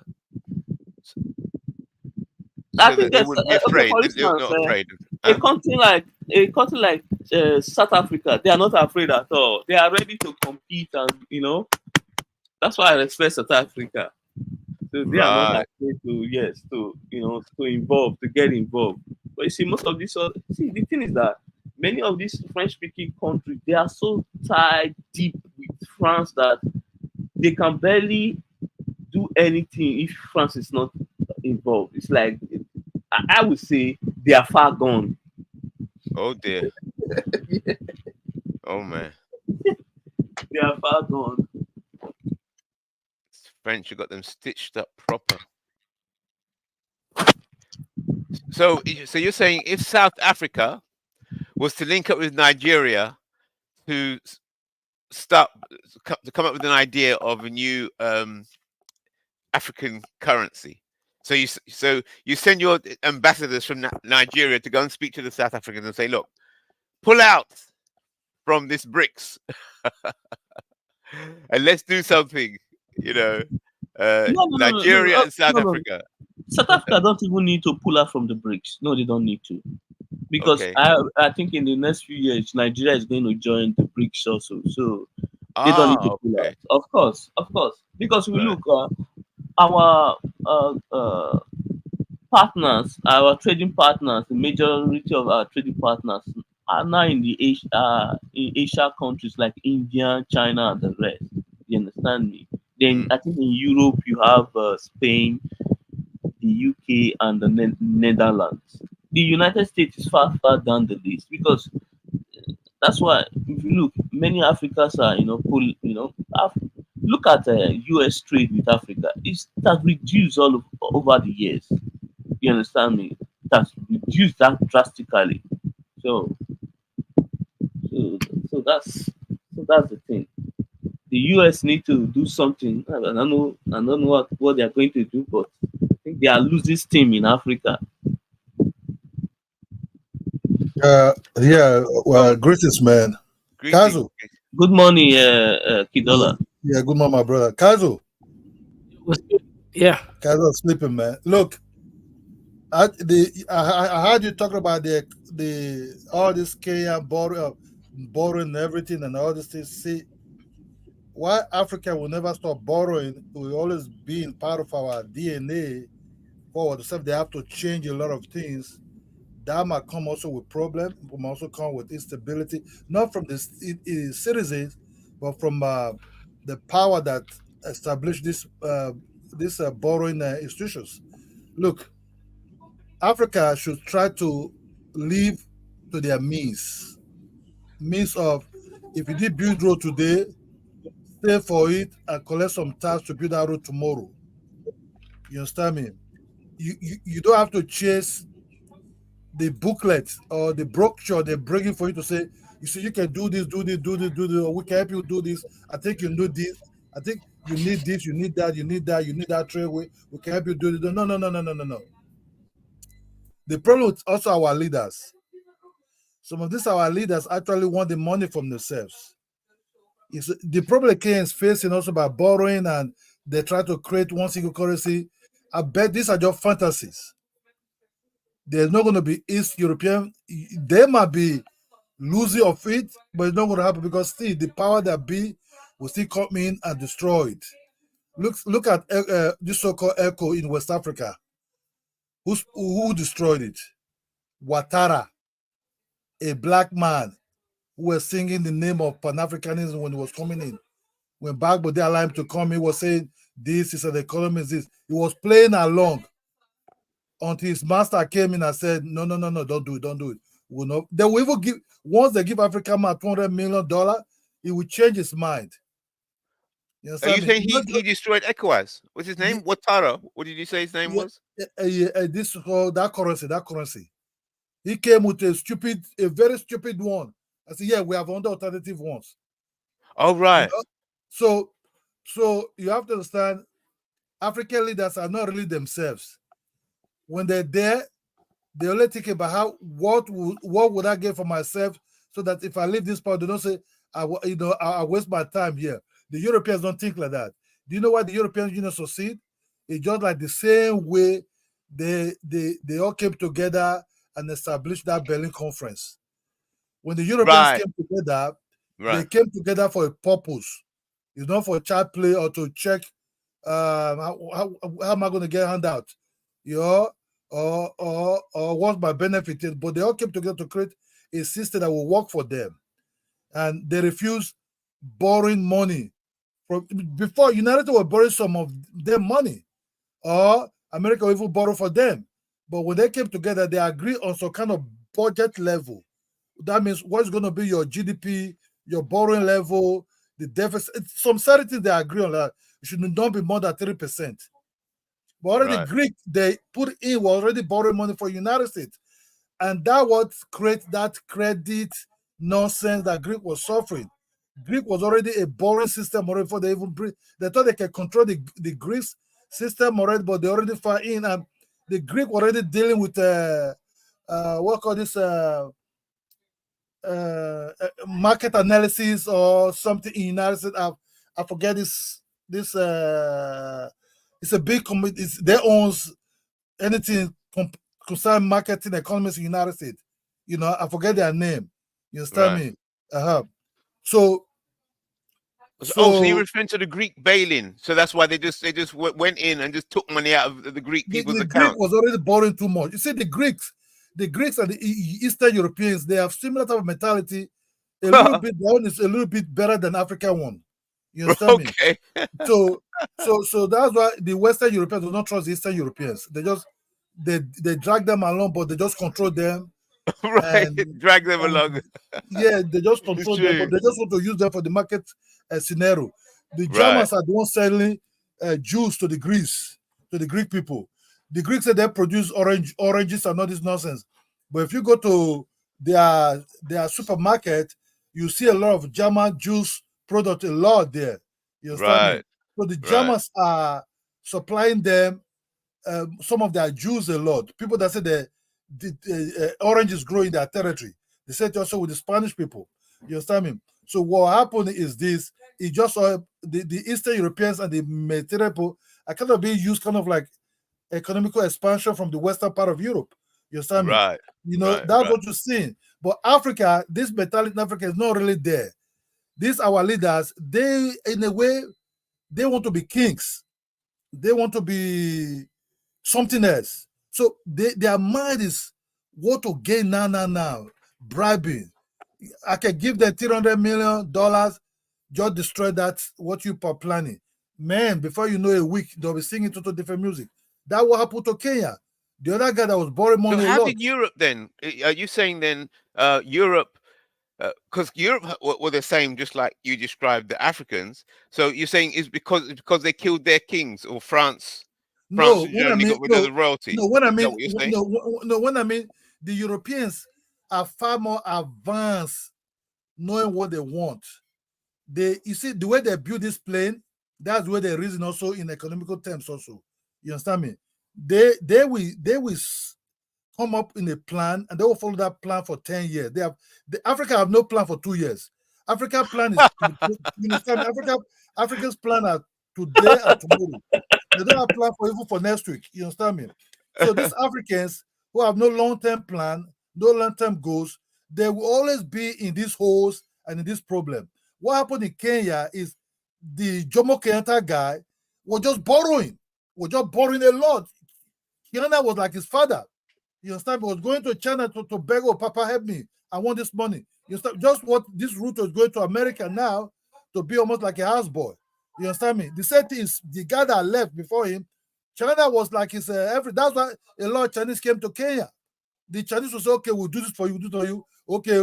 Then the Chinese started bringing in retailers that are supposed to belong to the Kenyans. The Chinese are not even doing retailers in their own country.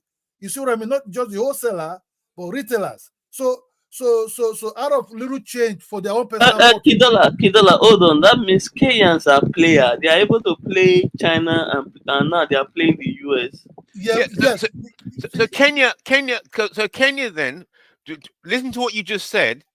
It sounds like Kenya are the Germany and France of Africa.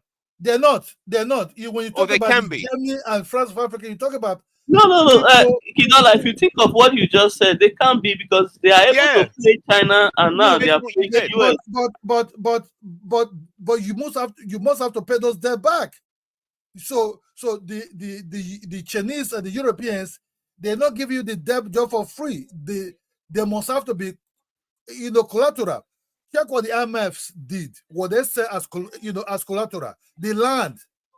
If the land is part of the collateral, how come about the land part of the collateral? Because they want to use that Kenya land possibility freed up so that people can be coming to buy those lands, and they will be the one coming to buy this land for their own farm Right. or for their own real estate and something like that. So you must have to drop collateral. The Germans and the French, they don't have to drop no collateral. They just sell for you. So they gain double gain from whatever they're doing. So they're like the masters. They're like the pimp. What is So, going on? Kenya is going to China and America for them to be pimp. You understand me? right, So you right. pimp me. I'm ready. So I'm ready for you Kidola, to pimp me right what's your now. solution, Kidola, for because the fundamental solution really is about currency. How would you go about creating a united African currency? Look, the solution is our mindset. You No, understand me? Hold on. When I say mindset, right? If you let's assume, if you go and check out some of these old African leaders, you see that they live in houses in lands that is far more huger than sometimes a whole community. That's the way they think. So you start raising like that, you go nowhere. Sometimes when you come to they call it country home. Very huge. They have trees, they have oranges, they have empty center. That's, to a black man, that's empty vessels. You understand me? They don't have nothing in that area. That's the way their brain also work also. So they have to change their mindset. What do I want? What do I want for my people? You understand me? What do I want now? Do I need to save? Do I need to sell more so I will not borrow? Do I need to do this road now? Is it necessary? Must I borrow to do this road? Was this road going to benefit my economy of my country? You have to create your own economy. Look at Malaysia. Look at Asia country. They create their own system that benefits to them. Yeah, but they haven't got their own. They haven't got a currency that can challenge the euro dollar. So how would you create a currency? Mindset. Look. We take also the way our ancestors were thinking. Also, you do think that slave trade was just you just see was just a part of the way our Africans, the descendants of these people. That's the way their reasons. You understand me? You will see the African child, a big man, a corrupt policeman child in Europe, spending a hotel $1,000 living in a hotel every day, right? Some of them even put things in their nose because They don't find happiness in just Cocaine. in normal joy. They want to see God now. You understand me? So they are like their father. Their father have nothing to offer. Rather, he just want to be in that power. They want to be pocketing the whole money to himself. You understand me? Then when he's gone, he will say, "Yeah, I did my best." They will say, "Yeah, I'm a rich man. I've house in America. I've house in this." Ruto have that gene. Ruto have a Gene. gene. It's in Ruto the have a blood. gene. Ruto have a gene of that kind of politician. So Ruto is a perfect example of type of Nigerian politician. You understand me? What you see in Kenya is not different from Nigeria. You understand me? It's a similar system, similar way of behavior, similar way of everything. So they don't really have nothing to offer.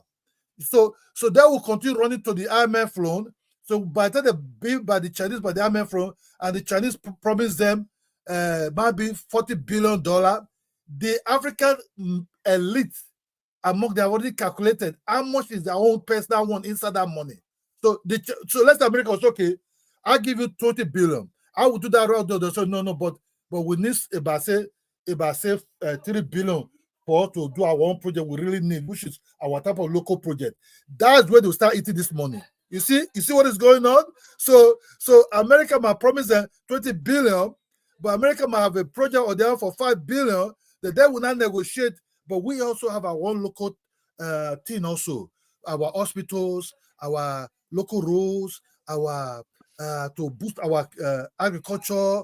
So America, okay, how much is that? Okay, you can just help us for 3 billion in that. That 3 billion you see right now, these criminals, about 1.8 billion is already gone into their own pocket. The other 1.2 billion, whatever it is, it kind of like create one small thing here, create one small thing there. They will use media to propagate it. So they will continue borrowing and they will continue borrowing. So it's by the mindset. A white man, look, I don't know if you go to, if you live in England, right? Yeah. David Cameron is not living somewhere like kind of like I saw it was living kind of like a detachment kind of apartment duplex, you understand me? Which semi-detached. It might be a good area, but it's kind of semi-detached, you understand me? Right. Yeah. But these Africans, both in their country home and in the big city, they occupy about 300 by 300 acres of land. What I'm telling you about, say 5 plot or 10 plot of land. You understand me? So no, but hold it. But in England, the people, the powerful people here, what they do, they live in these nice flats and apartments in London, the city, but they own huge lands out in the country. Yeah, but those huge land, right? Some of them you can trace how they have it, but the African treasure of wealth, you can't really trace it. You understand me? Some of them bought all these things when they're in power or they were already in power. So they just take this money. Look, what is African leader money doing in England? What business does he have to do did Cameron have house in Africa or bank account in Africa? No. You understand me? Black dancing to African leaders for any favor? No. Why should Africans dancing to all these Europeans for a favor by having bank accounts? Hear this. Just here's another look. Is it possible that if you put yourself in that position, is it better to be wealthy and be ruling a powerful nation than just to be wealthy and to have your wealth stored in the European? It doesn't make sense. It doesn't make sense. It's not about doesn't make sense that the African leaders. It's not about wealthy. I don't know about Jomo Kenyatta because that guy stayed there for long. But that guy has some bank accounts somewhere. You understand me? In Switzerland. In Switzerland, where he's hiding it. After the independence, the people that found Nigeria independence have no bank account in London or some of these places.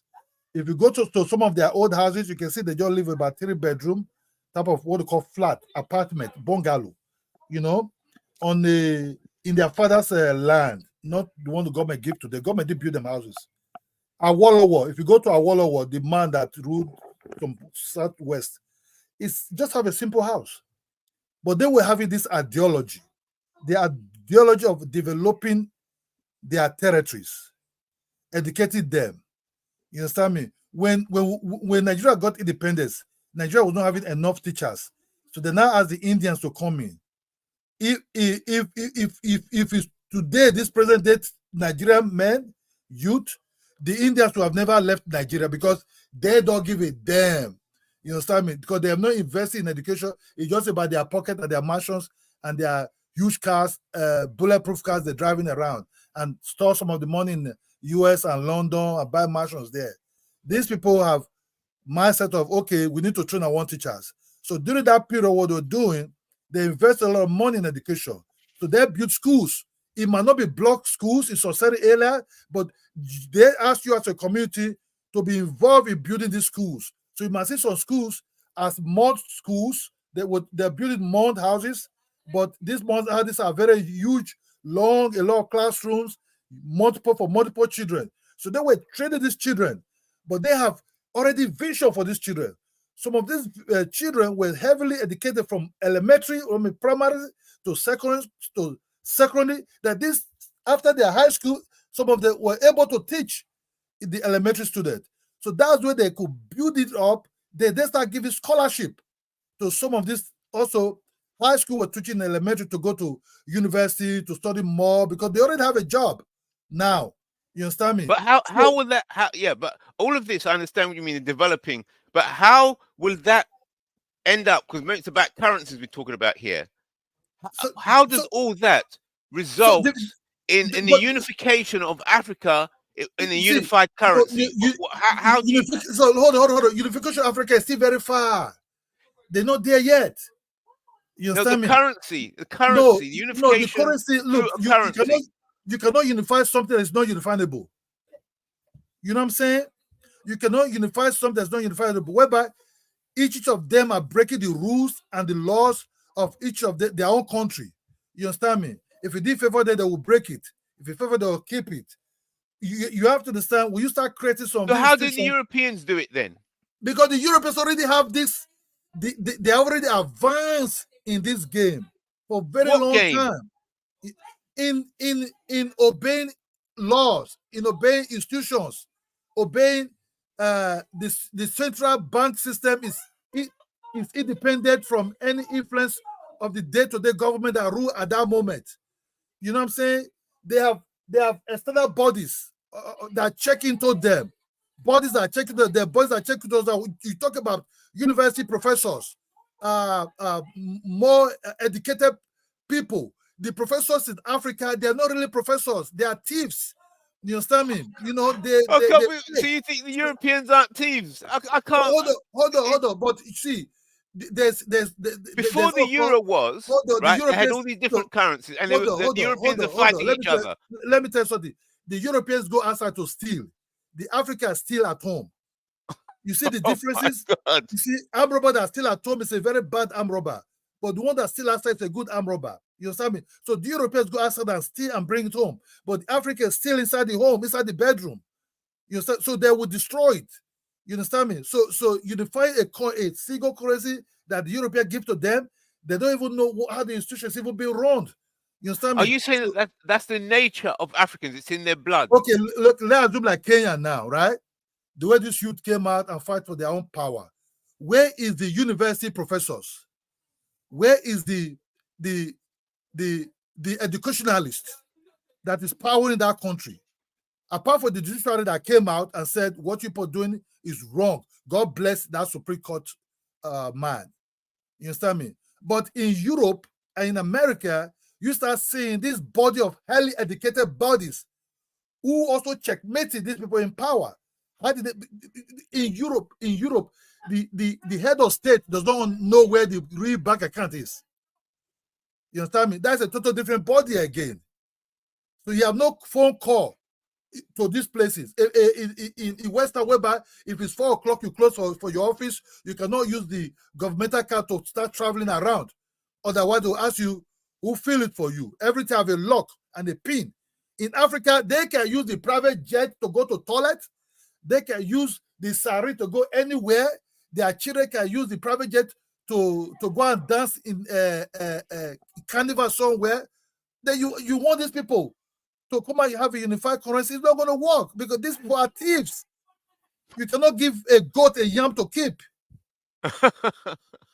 That's just the truth. You understand me? Oh, so you're trying to say that the African leadership, the African mind, there has to be some kind of revolution like the French Revolution, where the African elite. Is that what you're saying? That a Yes, revolution of the African mind and culture, like what happened in France? Yes, well, if you check, Kenya is a perfect example. What happened in Kenya? They didn't come in with tribalism or tribe into it. The youth were just tired. This present youth, even when they know they're from different zones of tribe or ethnic background, but they're not really dancing to that thing really, because they have similar goals. They like their phone in their pocket. They're into Instagram, Facebook. They speak similar type of slangs, terms, what they're talking about. They have similar type of goals. They have the way they behave is similar, right? They dress similar. They love themselves based on you're a human being, you're my friend, you're cool. You understand? So the tribal is not in their head yet. You understand? Ah, so that's diminishing the tribal values, and you're saying that's similar to a French Revolution that's happening in Africa. That will happen in Kenya. That you see them could push a very powerful body who refuse to bend to their people. They could be the bend. You understand me? Right. So before, what that body was thinking about is like tribalism will divide them. They will not come out and vote. They will not come out and protest. They'll say, you go, Kukuru, you go and protest. Me, this, I'm not going to protest. They were backing on those divisions, but it didn't happen this time. You understand me? It didn't happen. So they were like shocked. You understand me? They all operate the same kind of frequency, the same energy. So what you're saying then, so what happened in Kenya, it could result in to a kind of French Revolution of Africa. What you see now in Kenya. Why in Kenya? Because Kenya is heavily, I think Kenya are the most heavily educated people in Africa as a whole. Ah, right. You see what I mean? Right. So they're heavily educated. They might be simple, or they might be kind of like liberal the way they approach things. Right. But, like Kaizo. But you get to their nerves, they get it enough. It can be something else. That's what I said. Right. My chief that is coming here, he have to be very careful that he don't have to play to Kaizo's nerves like that, because he's taking advantage that this guy might be liberal. He's an African man. You understand me? But by the time the Africans started coming out of you, you start thinking, my man, what are you talking about? So Kenya people, the citizens are very educated. They have a very liberal mind, like let's live and let's live. Yes. But this government is pushing it too much. Right. They then react to their ancestors the way the ancestors fought the British. You understand? Yes, that's right. That's what you're seeing the now. British, right? The Kenyans. Yeah. So that what you're seeing. That what you're seeing now. It's not about they don't come with hate. I hate you. No. Just that the way you see it now. And after Kenya, it will be Nigeria next. Right. Yes, because they have similar problem. They like to borrow. They don't. They eat the money and all these things. That's just the truth, my man. Right. You know, that's just the truth. So, economic of Africa did a total different type of mindset. The Kenyans are they are traders. The Kenyan territories, they are original. They are in their mentality. They are traders. Yes, the Kenyan mentality. That's right. You can call Kenyans like the Dutch of Africa. Yes, the Dutch of Africa. The Kenyans are the Dutch of Africa. Yes. Yeah.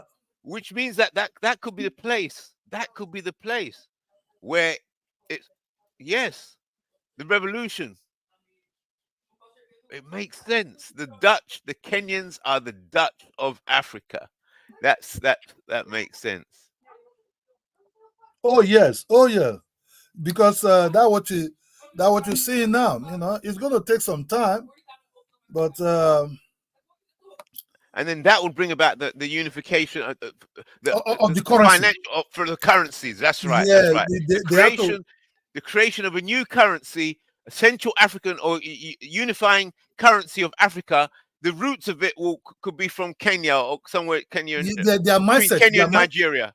Kenya and Nigeria. their mindset have to change. That mindset of what I will gain from now we have to change. You understand me? Because that's what I said. If you go to their zones, you see the the their leaders, our leaders are living too much Yeah, that's the huge. old. That's the old elite. But the new, as you described earlier on, the young people with their Facebook and their smartphones and so on, they're going to bring about a revolution that could result in a new currency for Africa. Makes sense. Yeah. Yeah, because I got to go now, but this is a good conversation. yeah, man. Thank you. Yeah, Psycho, that me makes too. sense. Yeah. Okay, bro. Have a good day. Yeah.